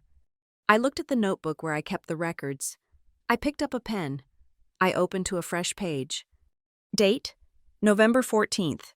Transaction: mortgage payoff and arrears. Amount: $232,415.12. Note: purchase of 50% equity. I stared at the number. It was huge. It was horrifying. But as I looked at it, a strange thought occurred to me. They thought I had saved them. They thought things would go back to normal. Mark would ask for money. Lana would insult me, and I would pay the bills. But they were wrong. I was not just the daughter anymore. I was the owner. And owners have rights. Owners can make rules. I lay back on the hard mattress, the cold air stinging my face. I had lost my money. I had lost my townhouse. But I had bought something else. I had bought leverage. Mark needed his truck money. Lana needed her wine. Evan needed his seed capital. I closed my eyes. The bank of Kylie was closed. The landlord of Kylie was just getting started. At least the house is safe, I whispered to the dark rafters. But as I drifted into a restless sleep, I knew that safety was an illusion. The war had just changed battlefields, and for the first time, I had captured the high ground. The year after I signed my future away to save theirs was a year of quiet, simmering Cold War. My co-ownership meant nothing in practice. I was still in the garage. I was still paying the utilities, the groceries, the insurance, but I was no longer transferring money into the black hole of their credit card debt. I told them my salary had been cut. A lie, but a necessary one. I paid the essentials to keep my half of the house from crumbling, and nothing more. They resented me for it. They acted as if the one who had bailed out the ship, was the one who had poked holes in it. The fragile truce shattered on Christmas. The snow was falling, just as it had the night of the foreclosure notice, but this time it was supposed to be festive. Lana had decided to throw the party to end all parties. It was a Christmas party, a We Survived a Tough Year party, and as she announced with a flourish, a surprise engagement party for Evan and his new fiancée, a girl from a wealthy family who looked perpetually confused. The house was suffocating. It was packed with relatives, dripping with tinsel and the smell of pine-scented candles and expensive mulled wine, and Lana was in her element. She was wearing a new emerald green dress that clung to her. Around her neck was a diamond tennis necklace I had never seen before. I recognized it instantly.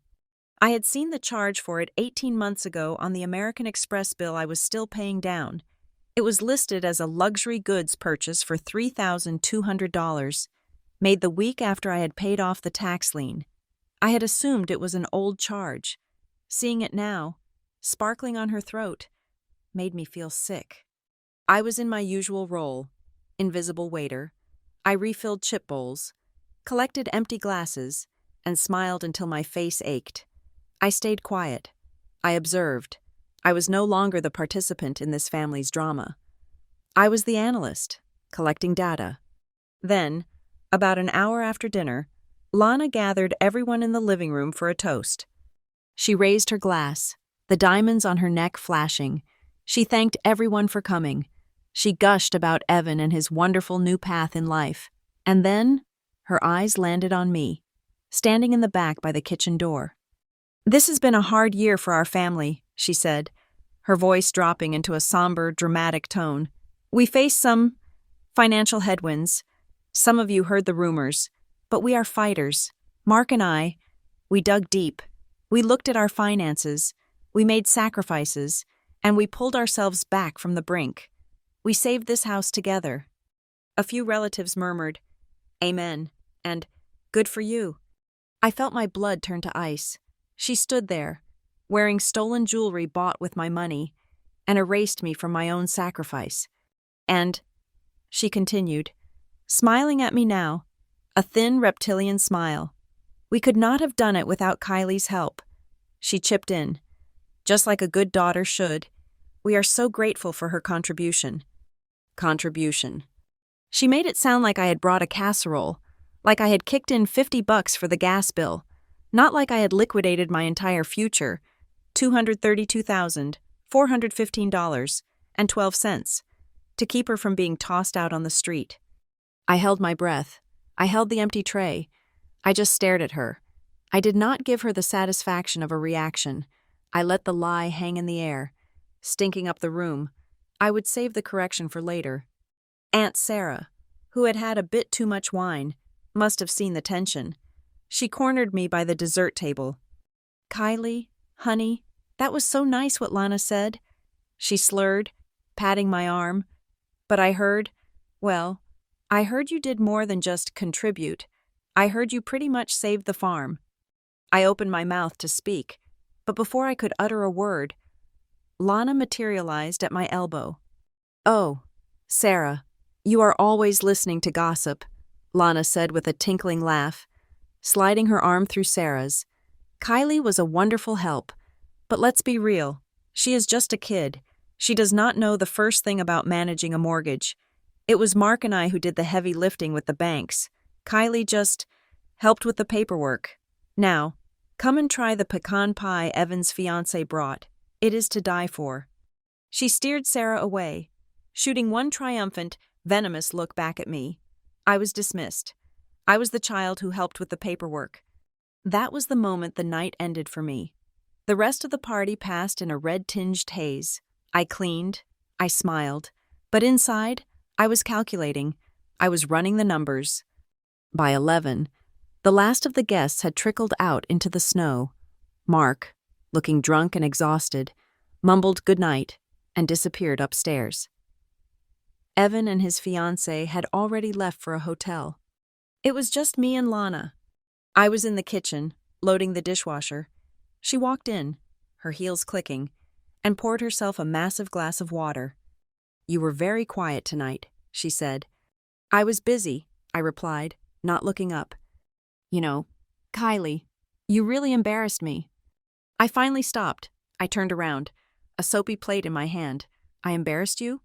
How?"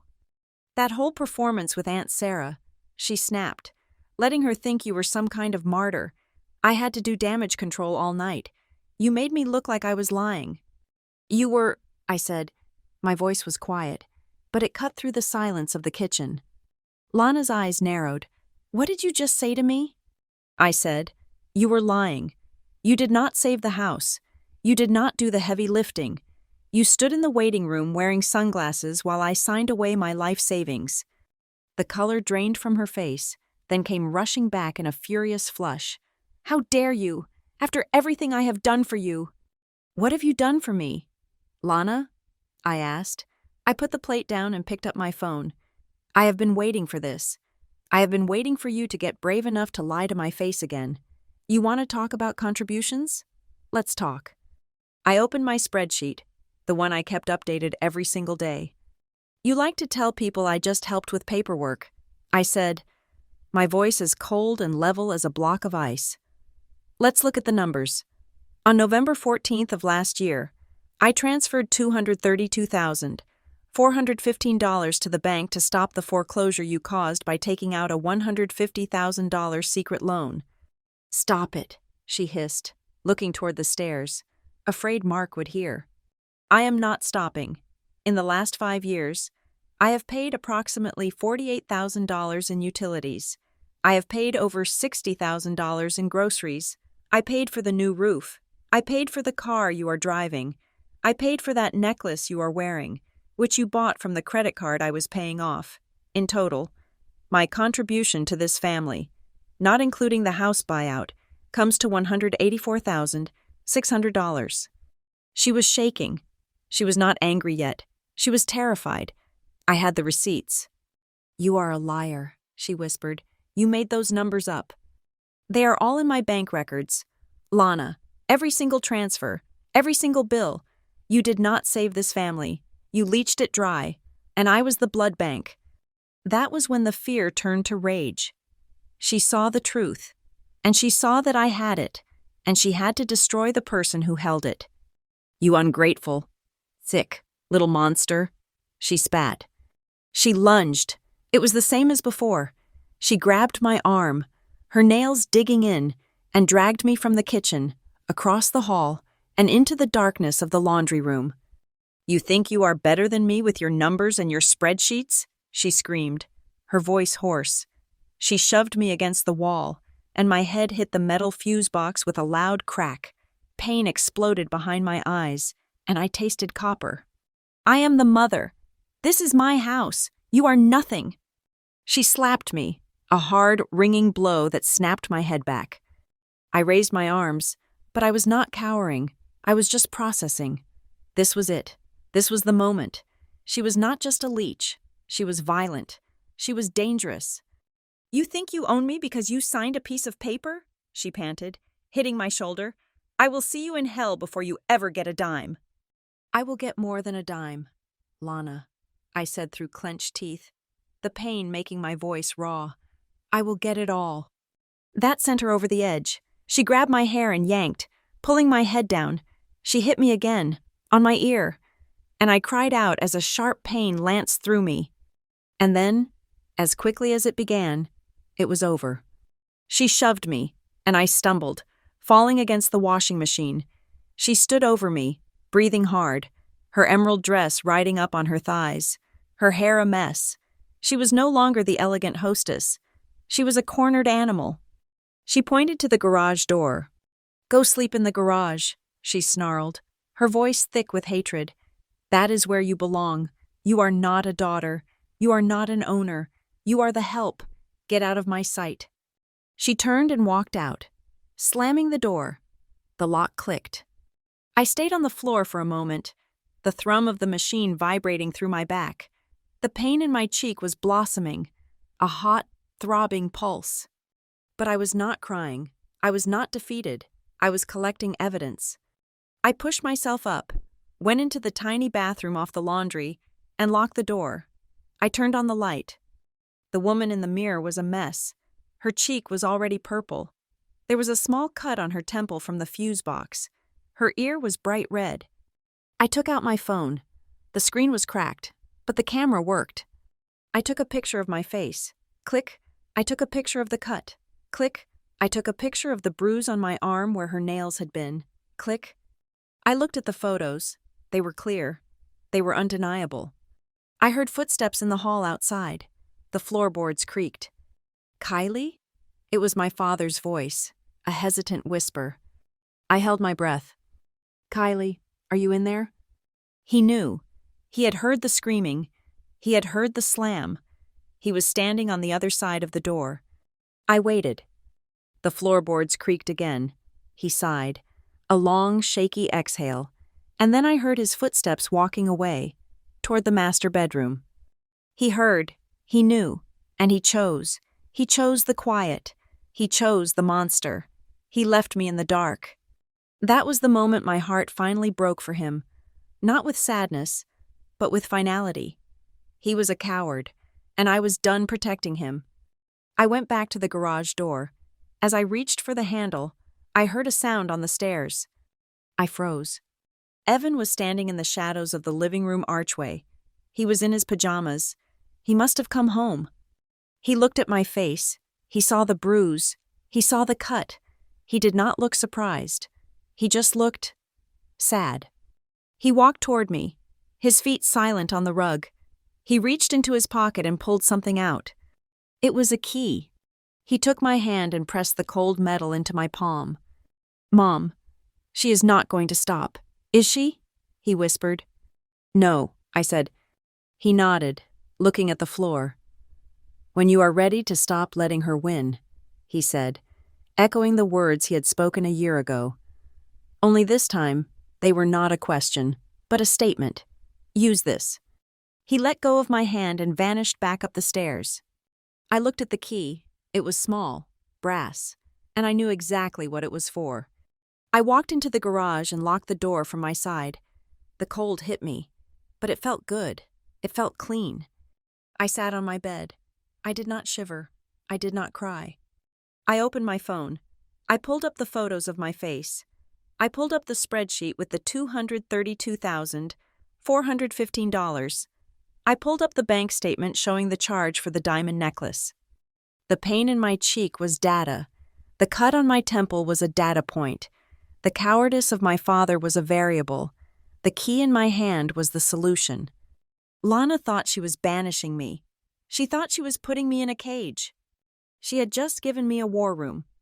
I looked at the key. I looked at the evidence on my phone. She was right about one thing. This was not her house. This was not my house. This was a battlefield, and I was finally ready to fight. Lana had made her last withdrawal. The morning sun cut through the small, high window of the garage, hitting the concrete floor in a sharp, unyielding beam. I woke up stiff, the cold having settled into my bones during the few hours of restless sleep I had managed to snatch. The first thing I felt was the throb in my cheek. I reached up and touched the skin. It was tender, hot, and swollen.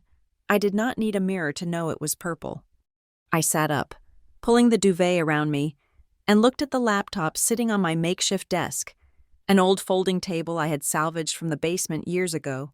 Today was a Tuesday. Normally, I would be halfway to Northbridge Metrics by now, listening to a podcast and drinking bad coffee. But today, I was not going anywhere. I opened my email and typed a message to my manager. I told him I had a family emergency, which was technically true, considering my family was the emergency, and that I would be working remotely for the next 2 days to handle some urgent personal matters. I hit send. Then, I opened a new folder on my desktop. I named it simply, The Audit. For the next 4 hours, I did not move. I became a machine. I logged into every single bank portal, every credit card account, and every utility service where my name was attached. I downloaded 5 years of statements, thousands of pages of PDF files. I began to sort them. Folder A, Mortgage and Housing.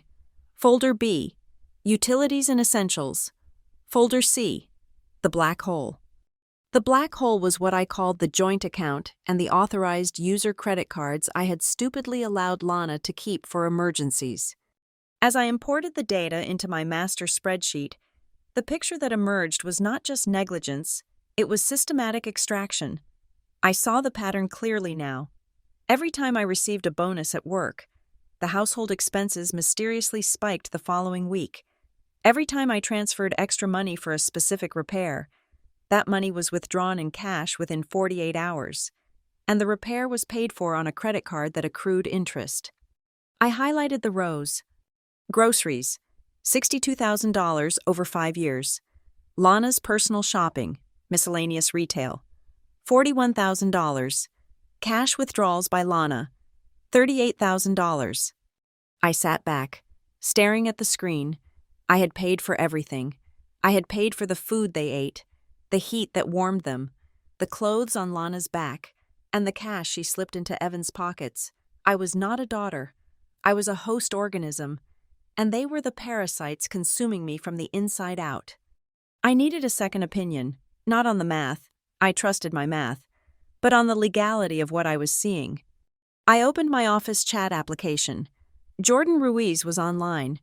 Jordan was a compliance attorney at Northbridge, a sharp, no-nonsense guy who usually spent his days yelling about regulatory frameworks. We had bonded over a shared love of dark roast coffee and hating mandatory HR seminars. "Hey Jordan," I typed, "do you have 5 minutes? I have a hypothetical question about financial structuring." He replied instantly, "For you? Always. Shoot." I hesitated, then typed, "Hypothetically, if Person A creates a joint account with Person B for household bills, and Person B uses that money for unauthorized personal expenses while lying about the bills being paid, causing Person A to pay the bills twice, is that just a civil dispute, or is it fraud?" The 3 dots of his typing bubble appeared, then disappeared, then appeared again. "Kylie," he wrote, "that sounds like financial abuse. Depending on the scale and the intent, it could be conversion, fraud, or theft by deception, especially if Person B is misleading Person A about the destination of the funds. Are we talking about a few $100? I looked at the total at the bottom of my spreadsheet, $184,000. "We are talking about 6 figures, I typed. Jordan's status changed to busy, then my phone rang. I picked up, "Jordan?" "Get a lawyer," he said. His voice was serious, stripped of his usual office banter. "Do not use me. I am corporate compliance. You need a forensic accountant and a family law attorney who specializes in financial abuse. This isn't a hypothetical, is it?" "No," I whispered. "Is it the stepmother? The one you told me about?" "Yes." "Kylie, listen to me. Secure your assets. Freeze everything you can, and document everything. If there is a paper trail, find it. Financial abusers are usually arrogant. They think they are smarter than the people they are using. They keep records because they think they are entitled to the money. Find the records." I hung up the phone, my hand shaking slightly. Jordan was right. Lana was arrogant. She truly believed she was the victim here, the noble matriarch holding it all together. She would not destroy the evidence of her management because she did not see it as a crime. She saw it as her due. I looked around the garage. Where would she keep it? Then I remembered the key. I reached into my pocket and pulled out the small brass key Evan had given me the night before. I held it up to the light. It was old, tarnished, but the tag attached to it was new, a white paper tag with neat, angular handwriting. Sea shed. Sea shed, the garden shed. The shed stood in the far back corner of the yard, behind the overgrown lilacs. It was a small, windowless structure that Mark had built years ago. Lana had claimed it shortly after she moved in. She called it her archive. She told us it was where she stored her fragile heirlooms, her winter coats, and her seasonal decorations. It was always locked. Strictly off limits. Don't you ever go in there. Kylie, she had told me when I was 17, there are expensive things in there that can break if you look at them wrong. Just stay away. I had obeyed. I always obeyed. I stood up and walked to the garage door. I cracked it open and peered out. The driveway was empty. Lana's SUV was gone. Tuesday was her standing appointment at the salon, followed by lunch with her friends. Mark's truck was gone too. He was at the construction site, or at least pretending to be. The house was silent. I pulled on my boots and my coat. I stepped out into the snow. It was deep, coming up to my calves, but I did not feel the cold. I felt a burning heat in my chest, a mixture of adrenaline and rage. I trudged through the backyard, leaving a trail of deep footprints. The shed looked innocuous enough. A wooden box painted a peeling white, covered in a layer of fresh snow. I reached the door. It was secured with a heavy padlock. I looked at the key in my hand. It was a small key, not big enough for the padlock. I frowned. Sea shed, 14. Maybe the key wasn't for the shed door. Maybe it was for something inside. I looked around, under a flower pot near the door. I found a spare key to the padlock, a typical hide-a-key rock that looked fake from 10 feet away. Lana was arrogant. Indeed, she thought no one would dare look. I opened the padlock. The mechanism groaned, frozen stiff, but it clicked open. I pushed the door. It swung inward with a rusty screech. The inside of the shed smelled of cedar chips and old paper. It was not filled with heirlooms. It was filled with filing cabinets, rows of them, and in the corner, a large metal storage locker. I walked over to the locker. It had a number painted on the front. My heart hammered against my ribs. I inserted the small brass key Evan had given me. It turned smoothly. I opened the locker. Inside, there were no winter coats. There were no Christmas ornaments. There was a sleek, gray fireproof box, a laptop computer that looked older but well-maintained, and a stack of thick, color-coded binders. I pulled the fireproof box out first. It was heavy. It was unlocked. I lifted the lid. The first thing I saw was a stack of loan applications. I picked up the top one. It was for the second mortgage, the $150,000 that had almost cost us the house. I flipped to the signature page. There, at the bottom, was Mark's signature. But it was wrong. The loop on the M was too wide. The slant was too sharp. I dug deeper into the box. I found a notebook, a practice notebook. Page after page of Lana's handwriting. She had been practicing Mark's signature. Hundreds of times. Mark Pruitt, Mark Pruitt, Mark Pruitt. She had forged his name. She had taken out the loan without him knowing, or at least without him signing it legally. I felt a wave of nausea. This was a felony. This was bank fraud. I set the notebook aside and picked up a blue folder labeled Real Estate Strategy. I opened it. Inside were emails printed out between Lana and a real estate attorney I did not know. The dates were from last month, after I had saved the house. Subject: Partition Action, Removal of Title. I read the email from Lana. I need to know the quickest way to force a partition sale or invalidate her claim to the deed. She coerced my husband into signing under duress. We need to get her name off the title so we can access the remaining equity for my son's venture. Is there a way to do this without her consent? I stared at the words, coerced, duress. I had just paid $230,000 to save them, and she was actively paying a lawyer to figure out how to steal the house back and kick me out. She did not just want me in the garage. She wanted me erased.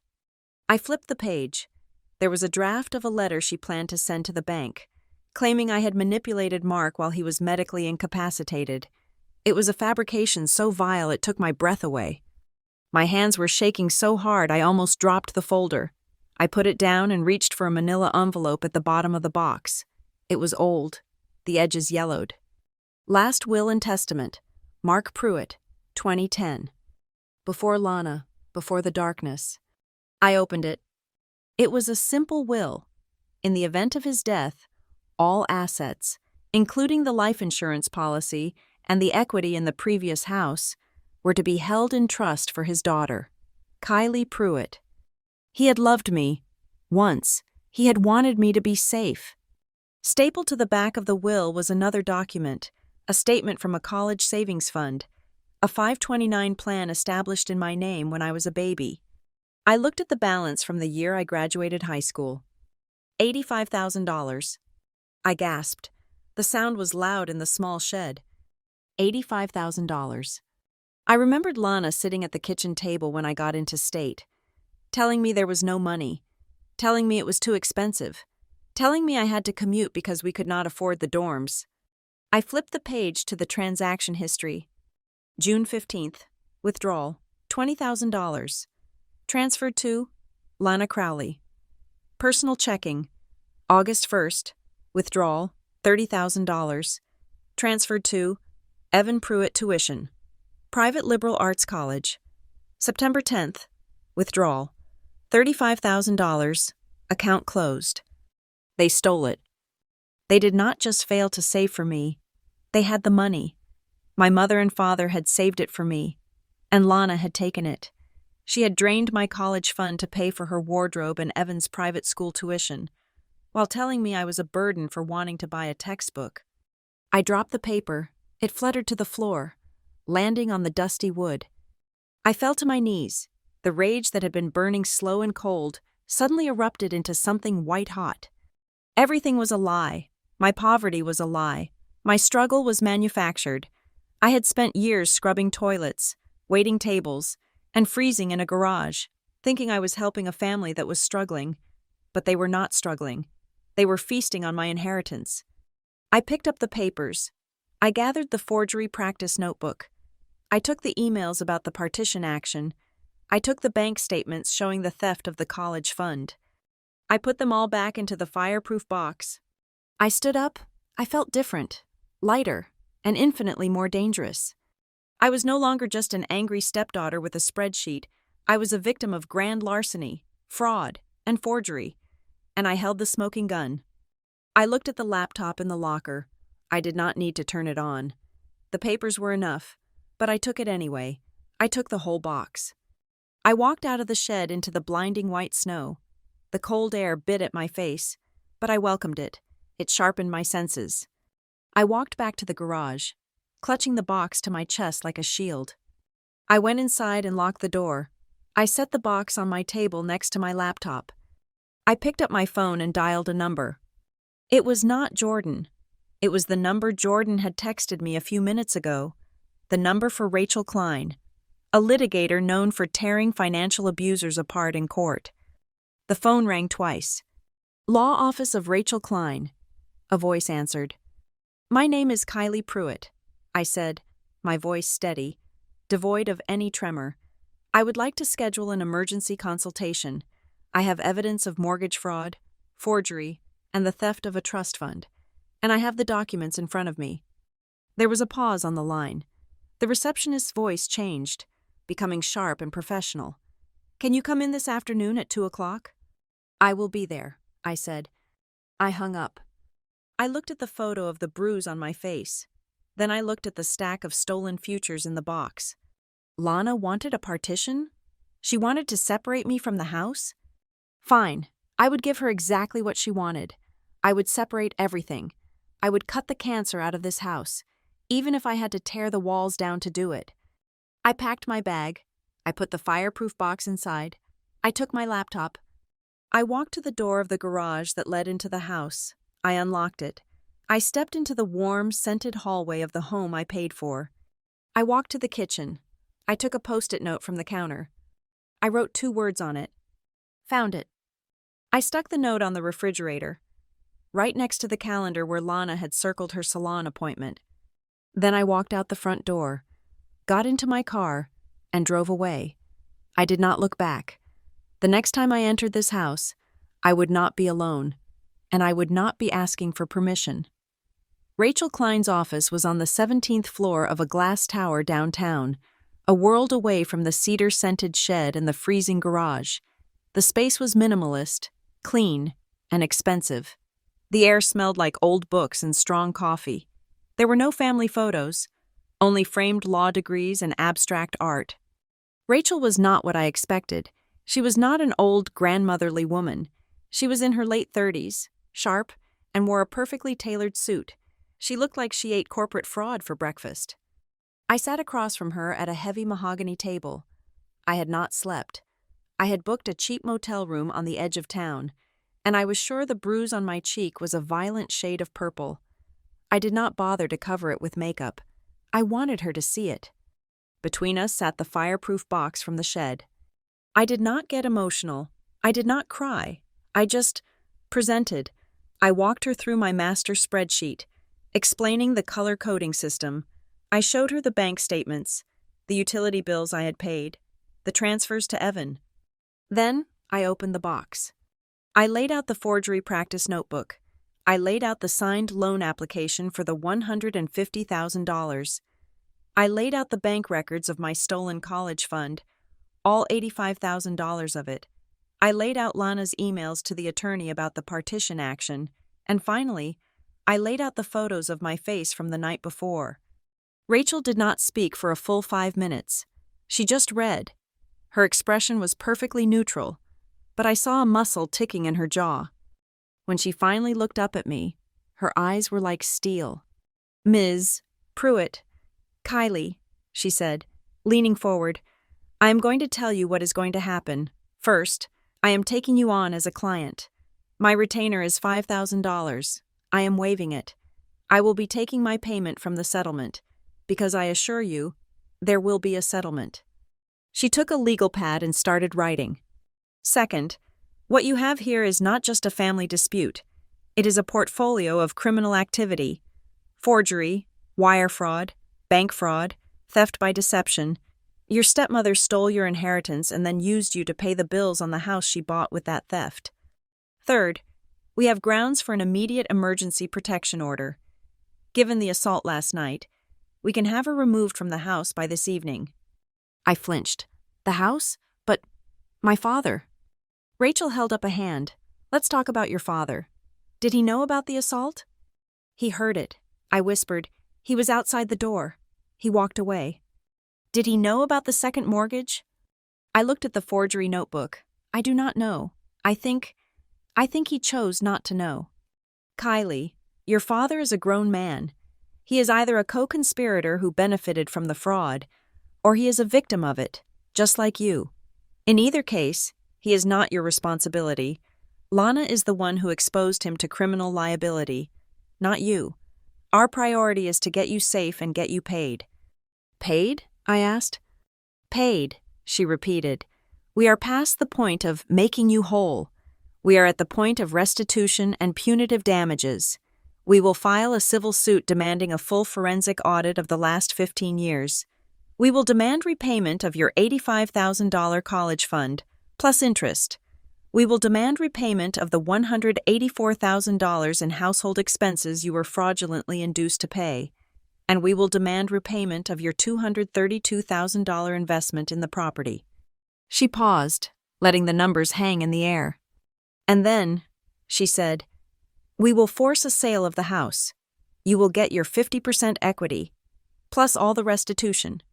Right off the top, Lana and Mark will get whatever is left, which, by my math, will be nothing." I sat there, stunned. It was everything I had been tracking. But to hear it said out loud, as a plan, as a certainty. "What if she fights?" I asked. "What if she just lies?" "Let her lie," Rachel said, a thin, cold smile touching her lips. "Let her lie under oath. You have the forgery notebook. You have the emails. She is not a savvy financial planner. Kylie, she is a common thief who got greedy. She kept receipts because she thought she was untouchable. That box is not a defense file. It is a confession. I felt something shift inside me, the last bit of guilt, the last kernel of obligation to my father, dissolved. Rachel was right. He was a man who made a choice. He chose her. He chose the quiet. He left me in the laundry room. Now, Rachel said, pushing the photos of my face back toward me, we need to talk about your brother. The diner was cheap, the coffee was burnt, and the vinyl on the booth was cracked. It was the perfect place for a dirty conversation. It was 9 o'clock at night. I had texted Evan from a pay-as-you-go phone I bought at a convenience store. Shed 14. We need to talk. Come alone. He showed up looking pale and terrified. He had not slept. He kept looking over his shoulder as he slid into the booth opposite me. She knows, he whispered. She saw your note. She is losing it. She called me screaming, asking what I did, asking what I told you. What did you tell her? I asked, my voice flat. Nothing. I swear. I told her I had no idea what you were talking about. I leaned forward. Evan, I do not have time for games. I spent the afternoon with a lawyer, a very good lawyer. I know everything. His eyes widened. I know about the $85,000 from my college fund that paid for your private school. I know about the $150,000 fraudulent loan she took out to fund your startups. I know she forged Dad's name to do it. Evan looked like he was going to be sick. I did not know about the forgery. I swear. I knew she was moving money around. I knew she took money from the 529, but I did not know she forged Dad's signature. You knew she stole my inheritance and you let her, I stated. She told me it was family money, he hissed, leaning in. She said you were the one hoarding, and she was just rebalancing the portfolio. She said when my app took off, I would pay everyone back. Did you really believe that? Or was it just easier to believe it while you cashed the checks? He looked down at his hands. It was easier, he admitted, his voice cracking. I was scared of her. I still am. She controls everything. She controls Dad. She controlled me. And you just hoped, I continued, that one day you would inherit the house, and I would just go away. He nodded, shame coloring his face. I did not want to be responsible. I just wanted her to stop yelling. And I knew if I stood up to her, she would cut me off, just like she cut you out. He looked up at me, his eyes desperate. What are you going to do? I pulled my new phone out and set it on the table between us. I am going to record this conversation. Evan, you need to consent. This is for my protection. If your mother decides to claim you were my accomplice and tries to take you down with her, this recording will prove you are cooperating. He looked at the phone, then at me. He nodded. Okay, I consent. I hit the record button. Good. Here's the deal. Evan, I am filing a lawsuit. It is going to be big, and it is going to be public. I have you on bank statements receiving tens of thousands of dollars of stolen money. You are an accessory. He started to protest, but I held up my hand. But I am willing to see you as another one of her victims. If you cooperate, fully. I want every text message she ever sent you about money. I want every conversation you ever overheard. I want your sworn testimony about what happened the night she assaulted me. What do I get? He whispered. In my civil suit, I will not name you as a co-conspirator. I will name you as a witness. I will not pursue you for the money she gave you. I will pursue her for it. I am giving you a chance to get out from under her thumb. Evan, it is the only chance you will get. He sat there for a long time. I could see the wheels turning. He was calculating the risk. Living with Lana's rage versus facing a lawsuit and potential criminal charges. He chose the exit. Okay, he said, his voice firming up. I will do it. I am done. I am done with her. He took a shaky breath. And you need to know, it is worse than you think. It is happening right now. What is happening right now? She is not just planning to get you off the deed. She is actively trying to refi the house behind your back. She thinks you are just sitting in the garage licking your wounds. She met a high-risk broker yesterday, a guy who does no-doc loans. She is using a forged power of attorney to try and pull another $200,000 of cash out before you can file anything. She wants to drain the house, give the money to me, and then let the whole thing go into foreclosure, leaving you and Dad with the wreck. I stared at him. The audacity, the speed. Even after being caught, she was doubling down. I stopped the recording. "Where is this broker?" I asked. "I do not know," he said, "but she is having a meeting with him again tomorrow, and she is planning that big New Year's party. She keeps saying she wants to start the new year fresh and announce a new family venture. She is planning to use that party as a stage to launch her new life, funded by the last cent of equity in the house." I paid the bill for the coffee and stood up. "Thank you. Evan, send me the texts, and stay away from her." I walked out of the diner and got into my car. The moral ambiguity of the meeting made my skin crawl. I had just made a deal with someone who had happily spent my inheritance, but this was not about moral purity. This was about winning. I drove back to my motel room. The room smelled like stale smoke and desperation. I did not care. It was my war room. I called Rachel. "She is doing it now," I said, and relayed the information. Rachel cursed. A short, sharp word.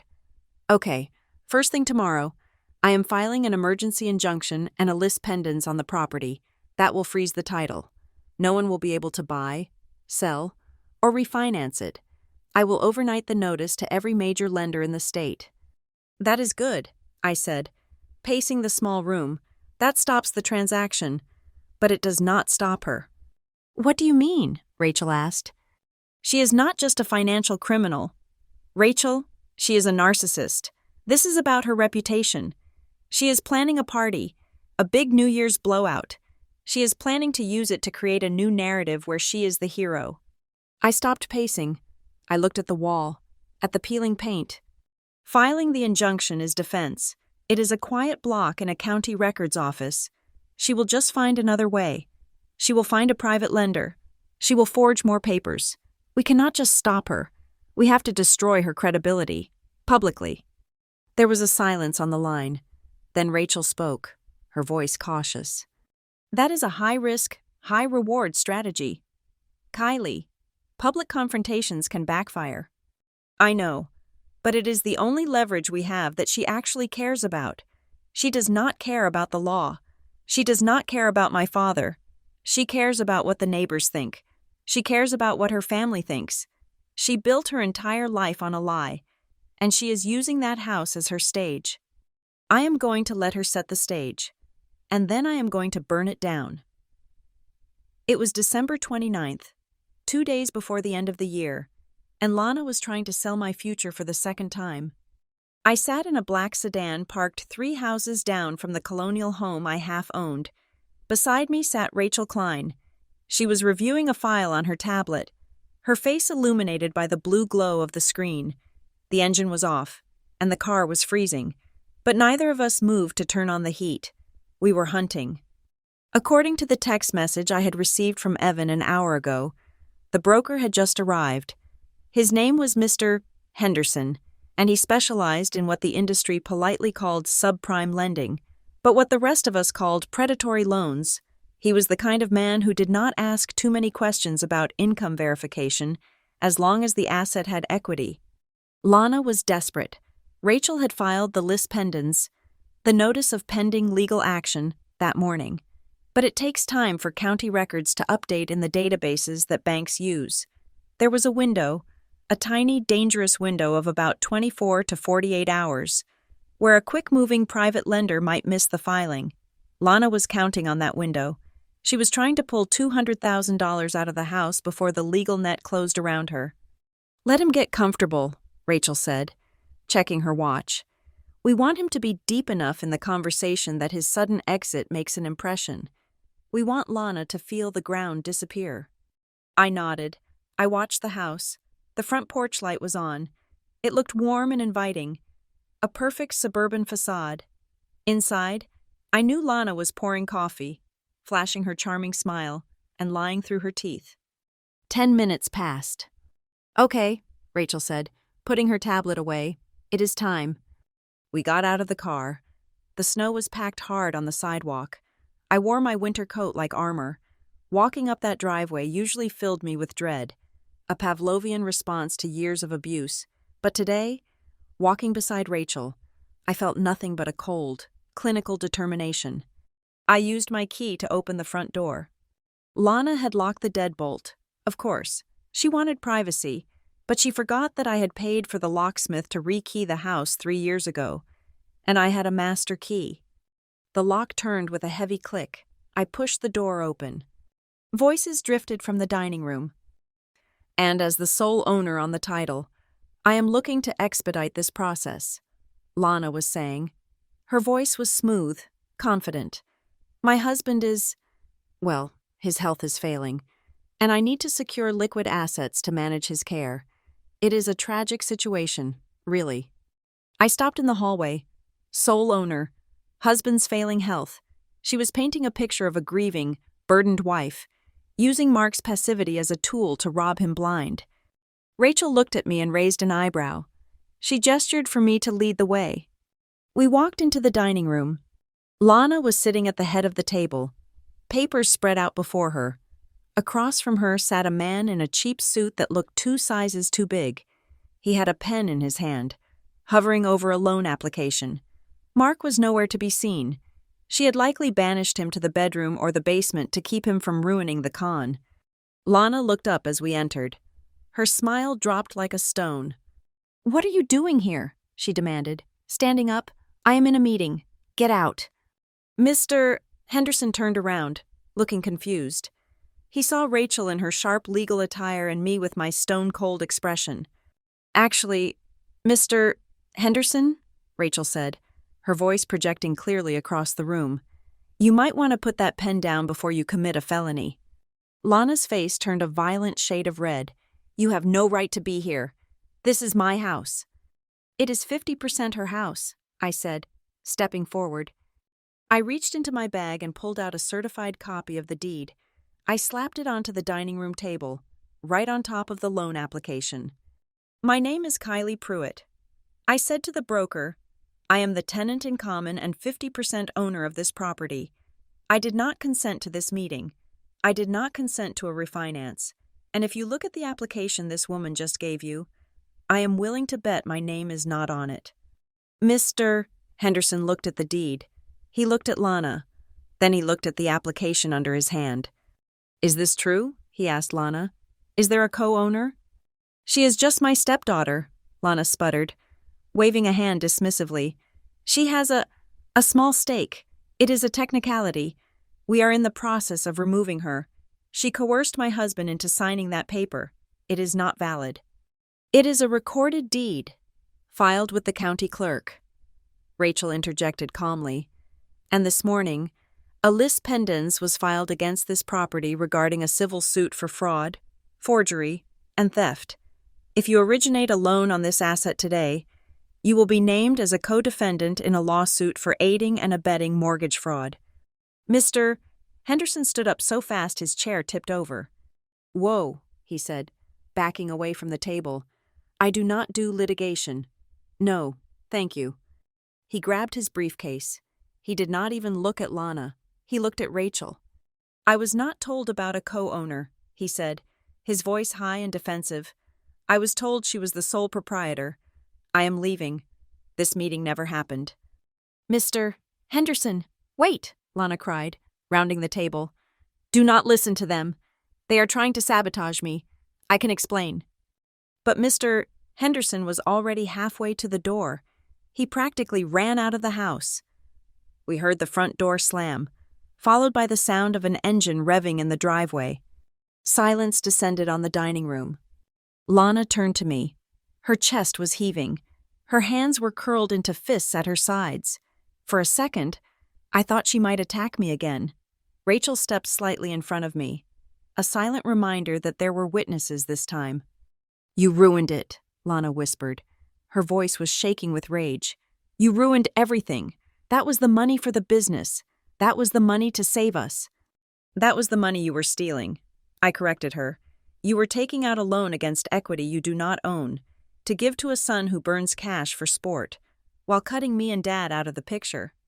"You are destroying this family," she screamed. "You petty, jealous little girl! You want everyone to be as miserable as you are." "I am not miserable, Lana," I said quietly. "I am insured." I picked up the loan application she had filled out. I scanned it. She had listed her income as $150,000 a year. A lie. She had listed the property value as inflated by 20%, another lie. "If you ever try this again," I said, locking eyes with her, "if I ever see a credit inquiry, a broker in this driveway, or even a whisper of a loan application, I will not just stop it, I will hand this entire file to the district attorney. We are past civil disputes. Lana, we are standing on the edge of prison time. Do not push me." Lana stared at me. The hatred in her eyes was absolute, but behind it, there was fear. She knew I had the power now. "Get out," she hissed. I turned to leave. "Oh, and Lana," I said, pausing at the archway, "cancel the party. You cannot afford it. And frankly, you have nothing to celebrate." I walked out. Rachel followed me. We got back into the car. My hands were trembling, not from fear, but from the adrenaline crash. "She is not going to cancel the party," Rachel said as she started the engine. "I know," I said, watching the house. "In fact," Rachel continued, pulling away from the curb, "she is going to double down. Narcissists do not retreat when they are humiliated. They attack. She is going to use that party to solidify her narrative. She needs that audience. She needs to be the victim and the hero all at once." "Let her," I said. "I am counting on it." 2 days later, on the morning of December 31st, my phone buzzed with a text from Evan. "She is going crazy. She is on the phone with everyone. Aunt Sarah, Uncle Bob, the cousins from Nebraska. She is telling them you had a mental breakdown. She says you are on drugs. She says you attacked her and Dad had to pull you off. She is telling them the reason money is tight is because you stole from them to support your habit." I read the text twice. It was a smart lie. It explained why I looked bruised. It explained why I was estranged. It explained why the finances were a mess. It turned the victim into the villain and the villain into the martyr. I forwarded the text to Rachel. "Go time?" I typed. "Go time," Rachel replied. "I will pick you up at 7. I spent the rest of the day in my motel room, turning it into a print shop. I had bought a portable printer and 3 reams of high-quality paper. I was not just bringing accusations to the party, I was bringing receipts. I created a document. I called it the Pruitt Family Ledger. Page 1. A summary of the unauthorized withdrawals from my college fund, with dates and amounts, totaling $85,000. Page 2. A copy of the forged loan application for the second mortgage, with a side-by-side comparison of Mark's real signature and Lana's forgery from her practice notebook. Page 3. A line-item list of the $184,000 in household bills I had paid over 5 years, contrasted with Lana's sole owner claims. Page 4.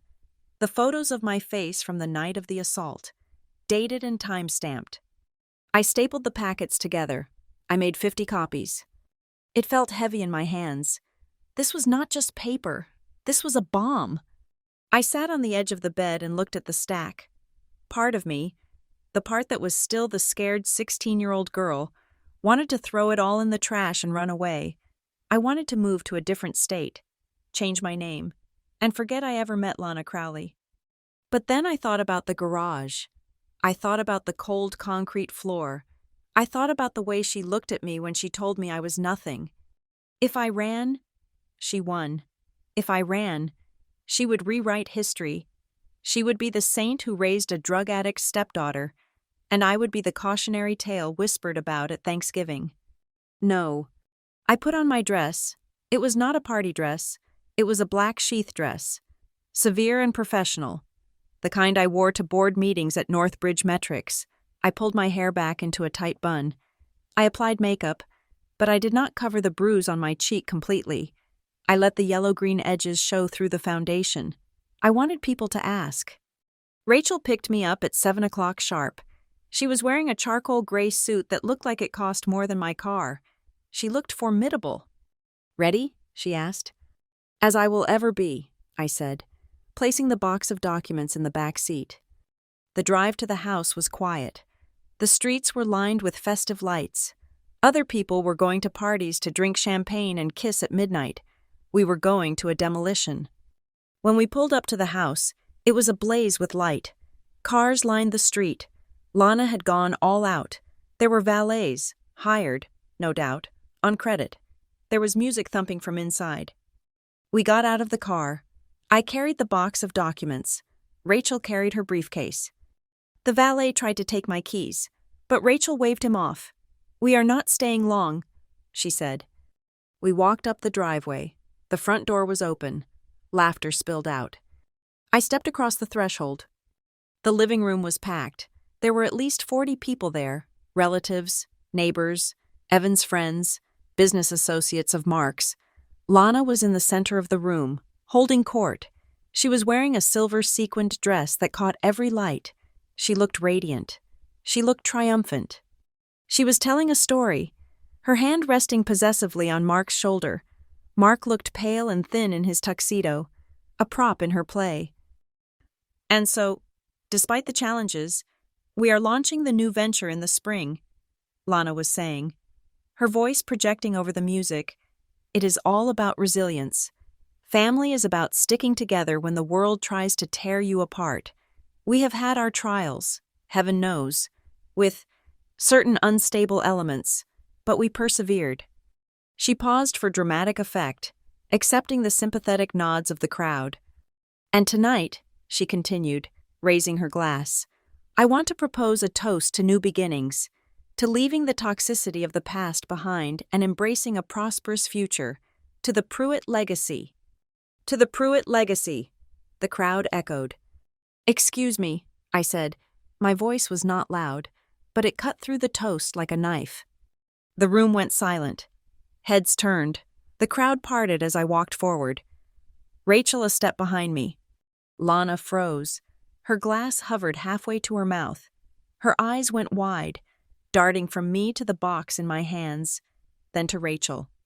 Kylie, she said, her voice tight. We did not expect you. I thought you were getting help. I saw the guests exchanging glances. They were whispering. That's her. The one on drugs. The one who attacked Lana. I am getting help. Lana, I said, walking until I was standing in the center of the room, facing her. I am getting legal help. I placed the box of documents on the coffee table, right next to a tray of expensive hors d'oeuvres. Lana laughed, a nervous, high-pitched sound. Oh, honey, this is a party. We do not need to do this now. Why don't you go upstairs and rest? You look tired. You look bruised. Did you fall again? She was good. She was playing the concern card, framing my injury as clumsy addict behavior. I did not fall, I said clearly. You hit me. In the laundry room. 4 days ago. Because I refused to let you steal any more money from the house account. A gasp rippled through the room. Lana's face hardened. That is a lie. You are hysterical. Mark, tell her. Tell everyone she is lying. She grabbed Mark's arm, digging her fingers in. Mark looked at me. He looked at the bruise on my cheek. He looked at the crowd. He opened his mouth, but no sound came out. He was paralyzed. Lana turned back to the crowd. I am so sorry. Everyone, my stepdaughter she is having an episode. She has been struggling with substance abuse issues, and she creates these fantasies. We have been trying to protect her privacy, but I reached into the box and picked up the first stack of papers. I am not on drugs, Lana. I said, I am an analyst, and I brought the data. I handed the first packet to Aunt Sarah, who was standing closest to me. This is a summary of the $85,000 Lana withdrew from my college fund to pay for her wardrobe and Evan's tuition. I handed the next packet to Uncle Bob. This is the forensic analysis of the forged loan application she submitted to the bank, signing my father's name without his knowledge. I started passing them out, handing them to neighbors, handing them to Evan's friends, handing them to the business associates. Lana lunged forward. Stop it, she screamed. Do not touch those. They are lies. She printed lies. She tried to grab the papers from Aunt Sarah's hand, but Sarah pulled back, her eyes scanning the bank statements attached to the summary. Lana, Sarah said, her voice shocked. This shows a transfer to your personal account. $20,000. The date matches the day you told me you were broke and needed a loan for the car. I kept passing them out. The room was filled with the rustling of paper. The music had stopped. Rachel stepped forward, her voice projecting with authority. Ladies and gentlemen, my name is Rachel Klein. I am Kylie's attorney. The documents you are holding are evidence in a civil suit filed this morning in the district court. They are public record. We are also submitting them to the district attorney regarding charges of grand larceny, identity theft, and mortgage fraud. Lana looked around the room. Her stage was collapsing. The guests were not looking at her with admiration anymore. They were looking at the papers. They were looking at the numbers. "You are ruining my party!" Lana shrieked, tears of rage streaming down her face. "Get out! Get out of my house!" "It is not your house," I said, my voice calm and cold. I picked up the last document, the copy of the deed. "I own 50% of this house," I said, "and as of this morning, there is a lien on the other 50%. You cannot sell it. You cannot refinance it. You cannot hide." Lana turned to Mark. "Do something! Kick her out!" Mark looked at the paper in his hand, the forgery analysis. He looked at his signature, the one Lana had practiced in her notebook. He looked at his wife. For the first time in 10 years, the fog seemed to lift from his eyes. He looked at Lana not with fear, but with a dawn of horrifying realization. "You signed my name?" he whispered. Lana froze. "Mark, I did it for us." "You signed my name," he repeated, his voice rising. "On a $150,000 loan? After Kylie paid off the first one?" "We needed the money," Lana shouted. Mark pulled his arm away from her. He stepped back. I stepped closer to Lana. "This is over. Lana, the party is over. The lie is over." I turned to the guests. "I apologize for interrupting your evening," I said, "but if anyone here has lent money to Lana Crowley for an investment, a startup, or a family emergency, I suggest you look at these records very carefully, because the money is gone."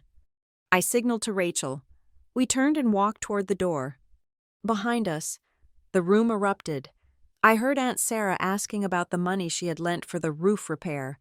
I heard Uncle Bob asking about the investment in Evan's app. I heard Lana screaming for everyone to stop reading. I walked out into the cold night air. The snow was falling again, soft and silent. I did not feel the chill. I felt the heat of the fire I had just lit. Rachel walked beside me to the car. "Well," she said, unlocking the doors, "I would say that qualifies as a successful deposition." I looked back at the house one last time. I saw shadows moving in the window. I saw gestures of anger. I saw the collapse of the empire. "Happy New Year." "Lana," I whispered. I got into the car and drove away, leaving the ruins behind me. The garage was no longer my home, and the house was no longer my prison. It was just a building filled with paper and ghosts, and I was finally, truly free of it. The air in the living room was thick enough to choke on, a cloying mixture of expensive perfume, pine needles, and the roast beef that Lana had spent all day preparing. It was New Year's Eve, the night of performative joy, and Lana Crowley was giving the performance of her life. She moved through the crowded room in a dress that shimmered like a disco ball, a silver sequined thing that caught every light and threw it back with aggressive brightness. She was playing the role she was born for, which was the benevolent matriarch who had steered her family through a storm and come out the other side with her hair perfectly sprayed into place. I stood near the heavy drapes of the window, holding a glass of sparkling cider that I had not taken a sip of. I was watching. For years, I had watched from the edges, from the garage, from the silence of my own exclusion. But tonight, my observation was not passive. It was tactical. I was a sniper waiting for the target to walk into the crosshairs. The relatives were all there. Aunt Sarah was nursing a glass of red wine, looking at me with a mixture of pity and suspicion. Uncle Bob was laughing loudly at one of Evan's jokes. They had all been primed. Lana had spent the last 48 hours on the phone, dripping poison into their ears. They knew the script. Kylie was unstable. Kylie was jealous. Kylie had a breakdown and attacked poor Lana. I saw them glancing at the bruise on my cheek. In Lana's version of the story, that bruise was probably self-inflicted, or perhaps the result of Mark having to restrain me during one of my episodes. I did not hide it. I let it sit there, yellow and purple against my pale skin, a silent testament to the truth that was about to crash this party. I kept my face blank. I spoke only when spoken to, offering short, polite answers that gave nothing away. I am doing fine, thank you. Yes, it has been a long year. No, I am not staying the night. Lana circled the room, her hand resting possessively on Mark's shoulder every time she passed him. Mark looked tired. He was wearing a tuxedo that looked a size too big for him now. His face gray and drawn. He was drinking scotch with a grim determination, the way a man drinks when he is trying to numb the noise in his head. Lana tapped a spoon against her champagne flute. The sharp, ringing sound cut through the chatter. "Everyone, please," she called out, her voice breathless and bright.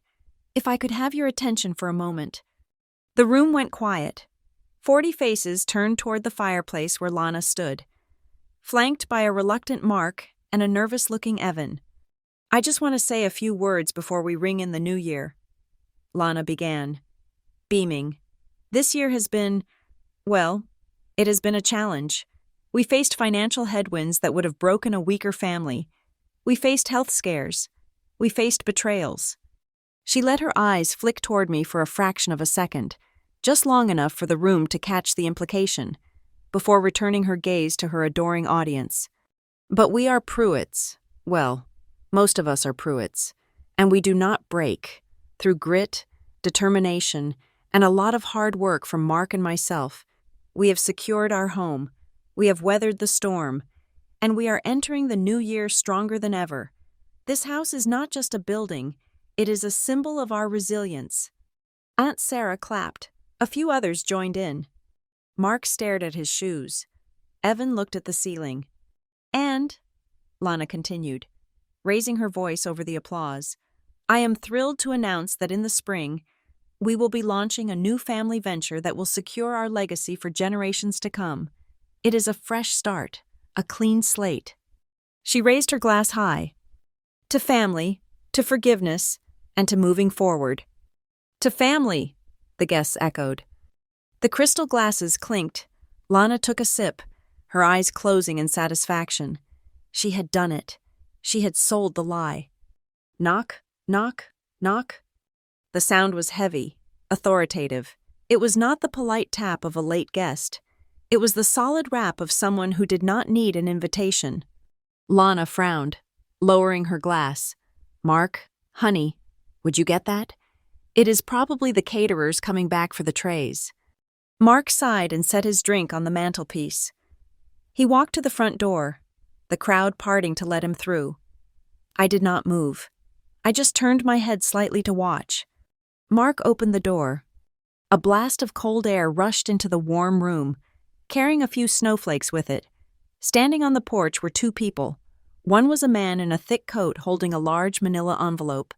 The other was Rachel Klein. Rachel stepped into the light of the hallway. She was not wearing a party dress. She was wearing a trench coat over her suit, and she looked like an executioner who billed by the hour. "Mark Pruitt?" the man asked. "Yes," Mark said. "Confused?" "And Lana Crowley?" Lana stepped forward, her smile faltering but still fixed in place. "I am Lana. Who are you?" The man stepped inside. He did not wipe his feet.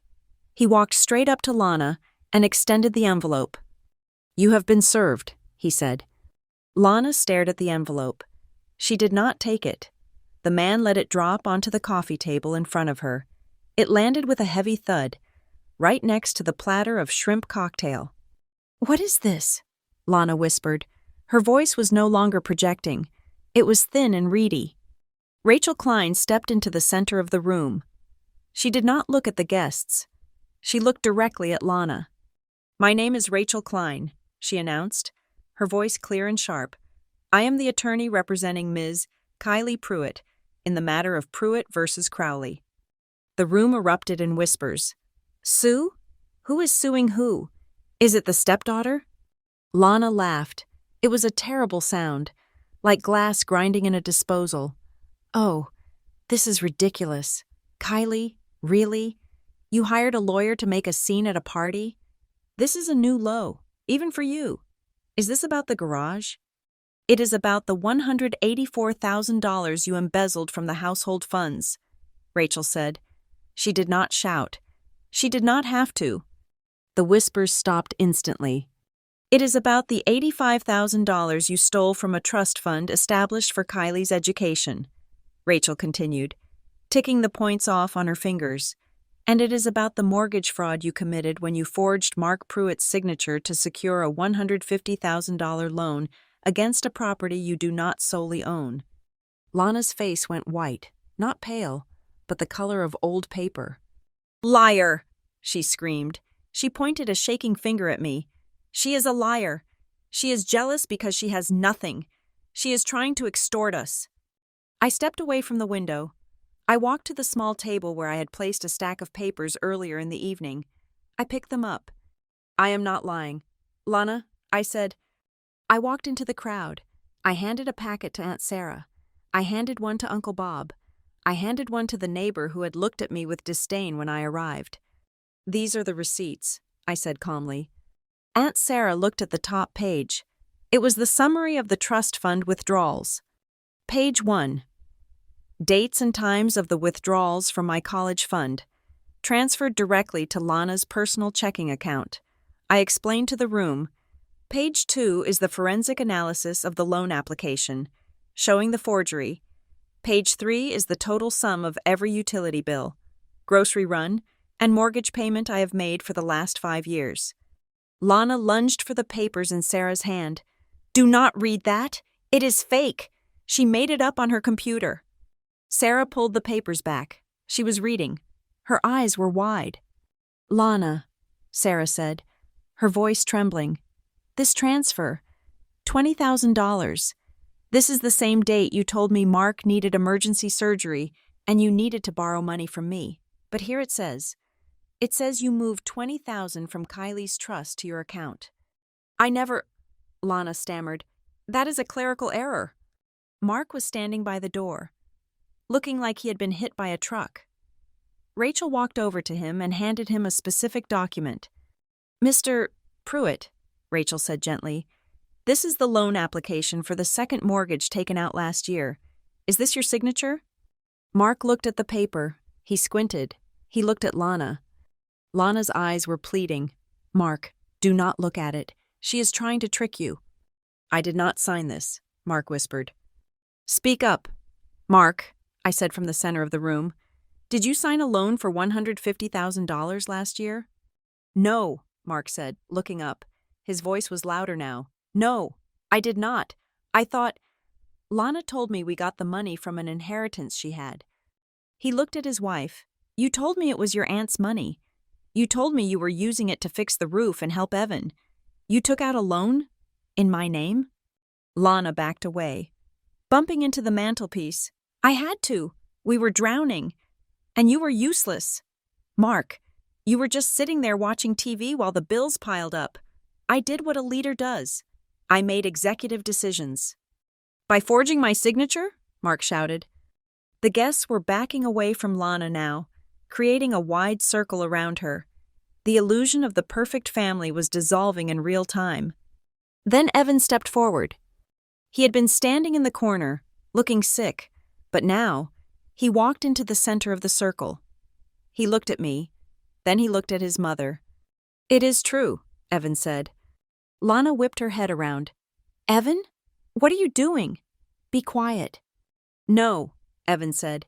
He did not shout, but his voice was steady. It is true, all of it. Kylie paid for everything, the mortgage, the food, the lights. I saw the statements. Evan! Lana shrieked. How dare you?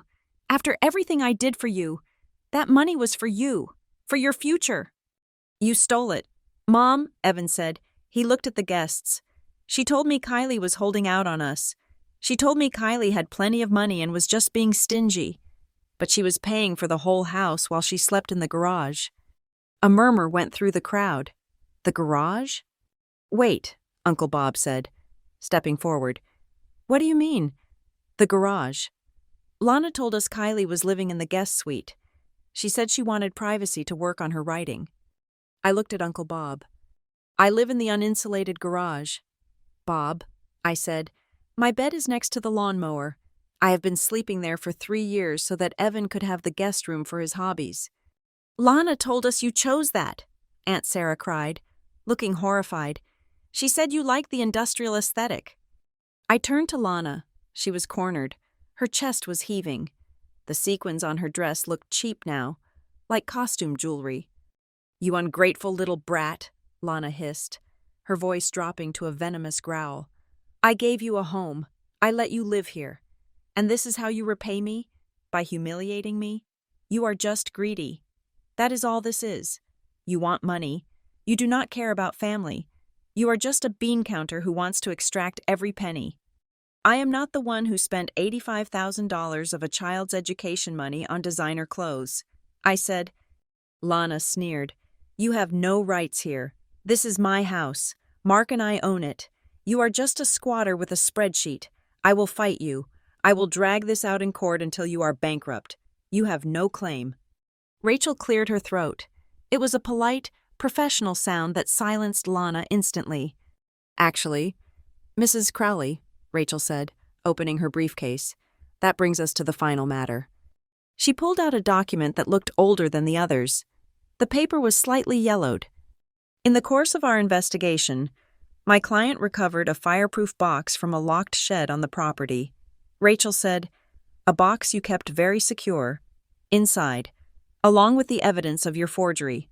We found the original last will and testament of Mark Pruitt, dated 2010. Lana froze.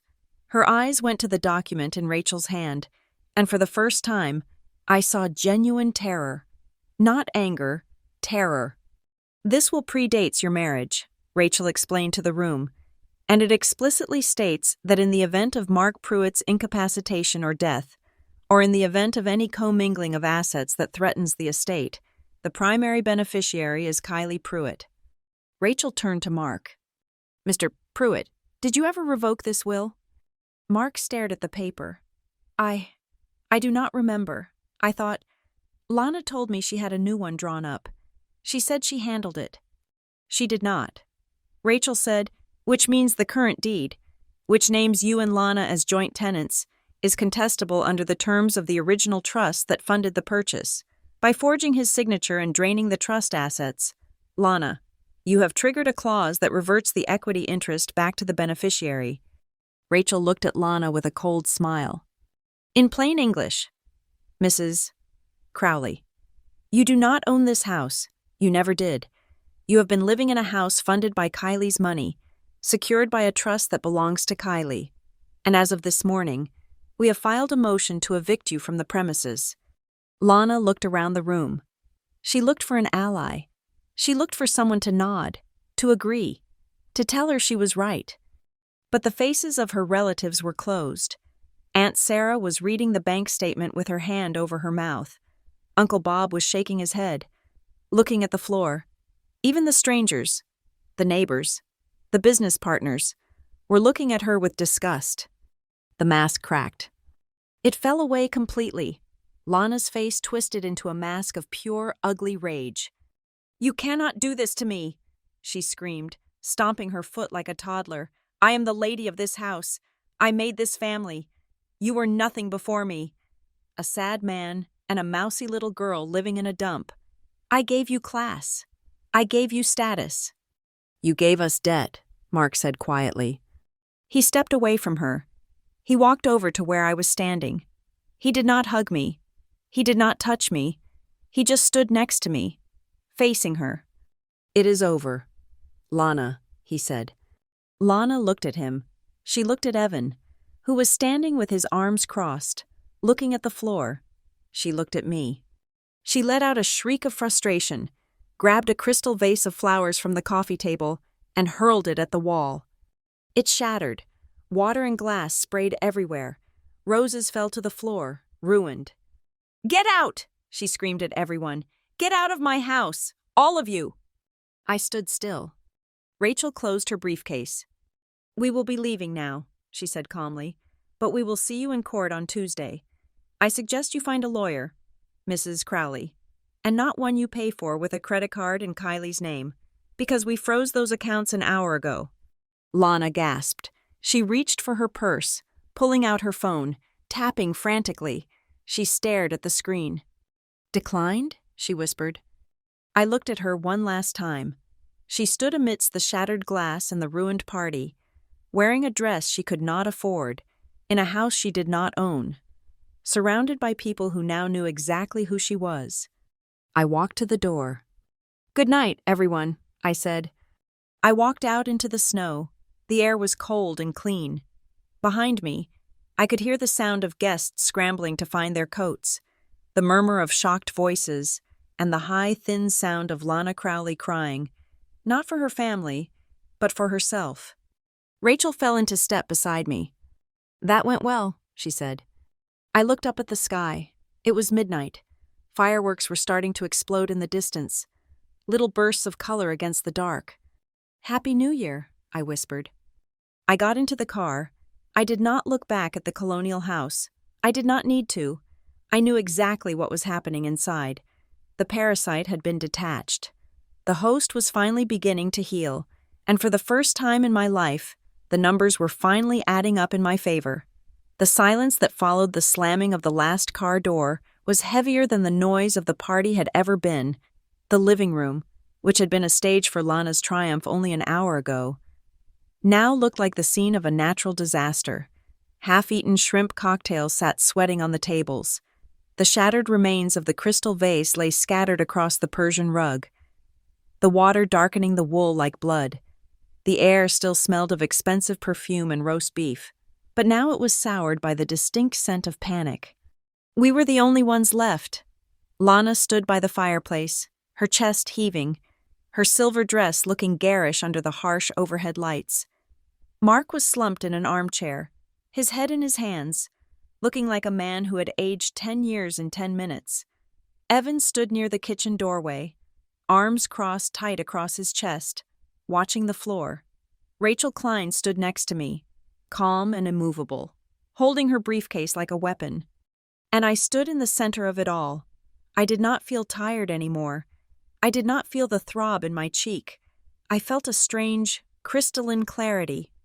Rachel broke the silence. She walked to the coffee table, pushed aside a plate of stale crackers, and laid out a fresh notepad. "Here is what happens next," Rachel said, her voice devoid of emotion. "Tomorrow morning, forensic accountants will begin a complete audit of every account associated with this address. We have already filed for an emergency freeze on the title, meaning this house cannot be sold, refinanced, or used as collateral for any more of your schemes." Lana whipped her head around. "You cannot do that. This is our home. We have rights." "You have the right to remain silent, which I strongly suggest you exercise," Rachel countered coolly. "We are also filing for a temporary protective order on behalf of Kylie against you, Lana, citing the physical assault on December 26th. If you come within 500 feet of her, or if you attempt to contact her, you will be arrested." Lana let out a sound that was half laugh, half sob. "You are going to arrest me? For disciplining my stepdaughter? I will sue you. I will countersue for defamation. I will drag you down to hell. Kylie, you humiliated me in front of everyone I know." "You humiliated yourself, Lana," I said quietly. She stepped toward me, her eyes wild. "You think you can just walk in here with your little papers and destroy my life? I will tell the judge you forged those documents. I will tell them you are mentally unstable." Rachel held up a hand. "I would be very careful about using the word forgery, Mrs. Crowley. We have the notebook. We have 50 pages of you practicing Mark's signature. We have the ink analysis. If you want to make this a criminal trial, we are more than happy to oblige. But I assure you, the district attorney will be far less polite than I am." Lana stopped. The mention of the notebook hit her like a physical blow. She looked at Mark, desperate for backup. "Mark, say something. Tell them. Tell them we are a team." Mark lifted his head. His eyes were red-rimmed and watery. He looked at me, not at her. "Kylie," he croaked, "please, can we not just handle this internally? We are family. We do not need courts. We do not need lawyers. We can figure this out." I looked at my father. For years, that look of pathetic helplessness had been his superpower. It was the weapon he used to guilt me into staying, into paying, into fixing.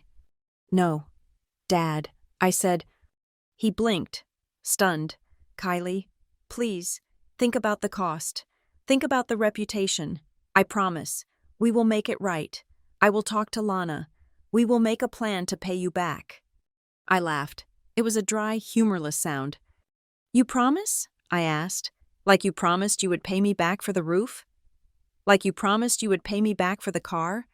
Like you promised you would stand up for me when she moved me into the garage?"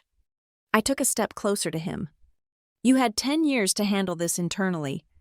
Dad, you had 1,000 chances to be a father. You watched her steal my college fund, and you said nothing. You watched her treat me like a servant, and you said nothing.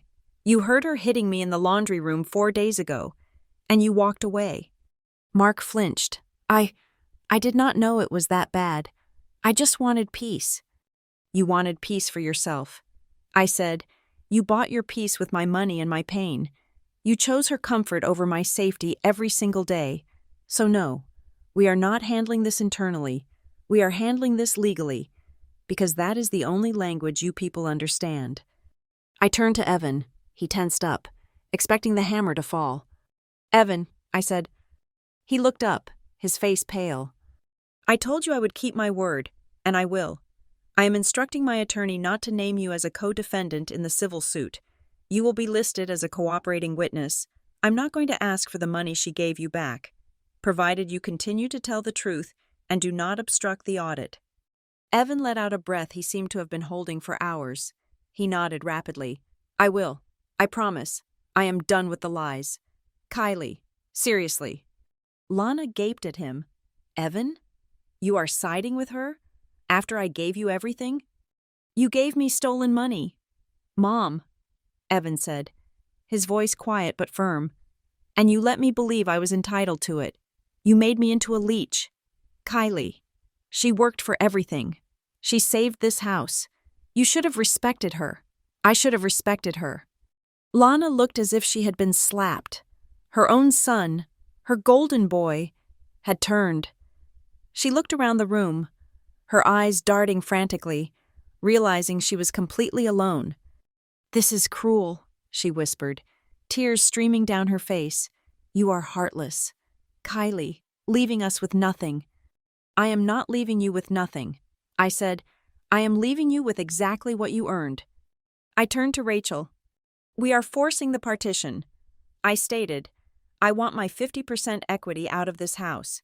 Either you buy me out, which we all know you cannot afford, or the court forces a sale. The proceeds will go to me to cover the restitution for the theft and the fraud. If there is anything left over, which I doubt, you can split it. But I am done funding this life. I am cutting off the utilities, the insurance, and the mortgage payments effective immediately." Mark stood up, panic rising in his voice. "Kylie, you cannot. We will lose the house. Where will we go?" "I do not know. Dad," I said, "maybe you can sleep in a garage." Mark winced. "Look, I will fix up your room, the guest suite. You can move back in. We will make it nice. Just stay. Help us figure this out." I looked at him with pity. He was still trying to barter with a currency he did not have. "I do not want the room. Dad, I do not want to fix it. I do not want to be here." I turned away from them. I walked toward the kitchen door that led to the garage. "Where are you going?" Lana demanded. "To get my things," I said. I walked out of the living room, leaving them in the wreckage of their own making. The garage was freezing, just as it always was. The air smelled of gasoline and old dust. I walked over to the corner where my bed sat next to the lawnmower. My breath puffed out in white clouds. I grabbed my duffel bag. I did not have much. I packed my clothes. I packed the photo of my mother I kept hidden under my pillow. I packed the old laptop. I packed the stack of journals where I had written down my dreams of escaping. I looked at the space one last time. This cold, concrete box had been my prison, but it had also been my forge. It was where I learned to be hard. It was where I learned that no one was coming to save me, so I had to save myself. I zipped up the bag. The door opened behind me. I spun around, ready to fight. It was Evan. He stood in the doorway, shivering in his dress shirt. He held an envelope in his hand. He walked over to me and held it out. "What is this?" I asked, not taking it. "It is not enough," he said, looking at his feet. "It is not even close to enough, but I sold the car, the one they gave me for graduation. I sold it yesterday to a guy I know." I looked at the envelope. "It is $8,000, he said. "I know I owe you way more. I know I took tens of thousands from the trust, but it is a start. I want to pay you back. I'm going to get a job, a real one." I looked at his face. The arrogance was gone. He looked young and scared, but for the first time, he looked real. I took the envelope. It felt light, but the weight of it was immense. It was an admission of guilt. It was an act of restitution. "Thank you, Evan," I said. He nodded.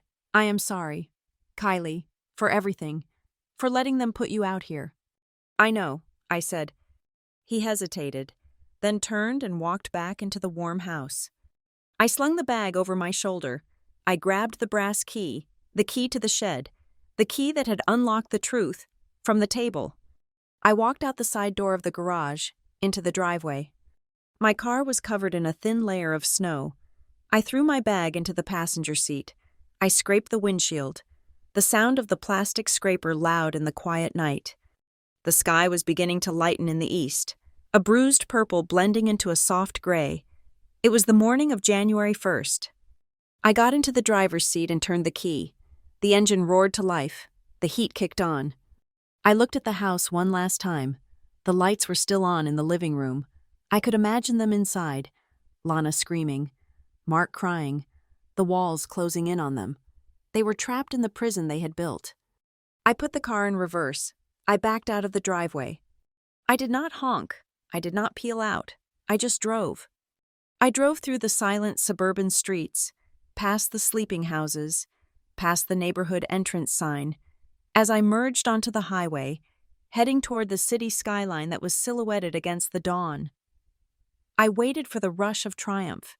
I waited for the urge to cheer. But it did not come. Instead, I felt a deep, settling silence.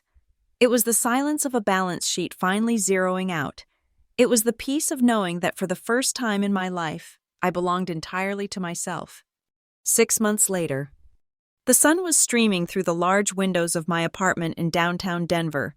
It was not a big apartment, certainly not a colonial mansion, but it was mine. The floors were warm wood. The kitchen was bright and modern, and there was no garage key on my keychain. I sat at my island, sipping coffee from a mug that did not have a chip in it. My laptop was open. An email from Rachel Klein sat in my inbox. Subject: Final Settlement Agreement. I opened it. The numbers were there in black and white. The house had been sold 2 weeks ago. The market was hot, and despite the neglect, it had fetched a good price. After the mortgage was paid, the closing costs covered, and the liens satisfied, the remaining equity had been distributed. Pursuant to the court order, my restitution came off the top. I received the full repayment of the stolen trust fund. I received the reimbursement for the household expenses, and I received my 50% share of the remaining equity. Lana and Mark had walked away with less than $12,000 between them. I scrolled down. Rachel had added a personal note. Lana tried to file an appeal last week, but the judge threw it out with prejudice, citing the forgery evidence. The protective order is permanent now. Mark has moved into a small rental in Arvada. Lana is reportedly staying with a friend, though I hear that arrangement is already strained. You are free and clear. Kylie. I closed the laptop. I was free. I had not spoken to Mark since that night. He had sent a few letters, rambling apologies written in shaky handwriting, asking to meet for coffee. I had not replied. I had realized that forgiveness did not mean letting people back in to hurt you again. Forgiveness was letting go of the anger so it did not burn a hole in you, but keeping the door locked so the thief could not return. I stood up and walked to the window. Below, the city was bustling with life. Tonight was New Year's Eve again, a full year since the night I dropped the bomb in the living room. I turned to look at my living room.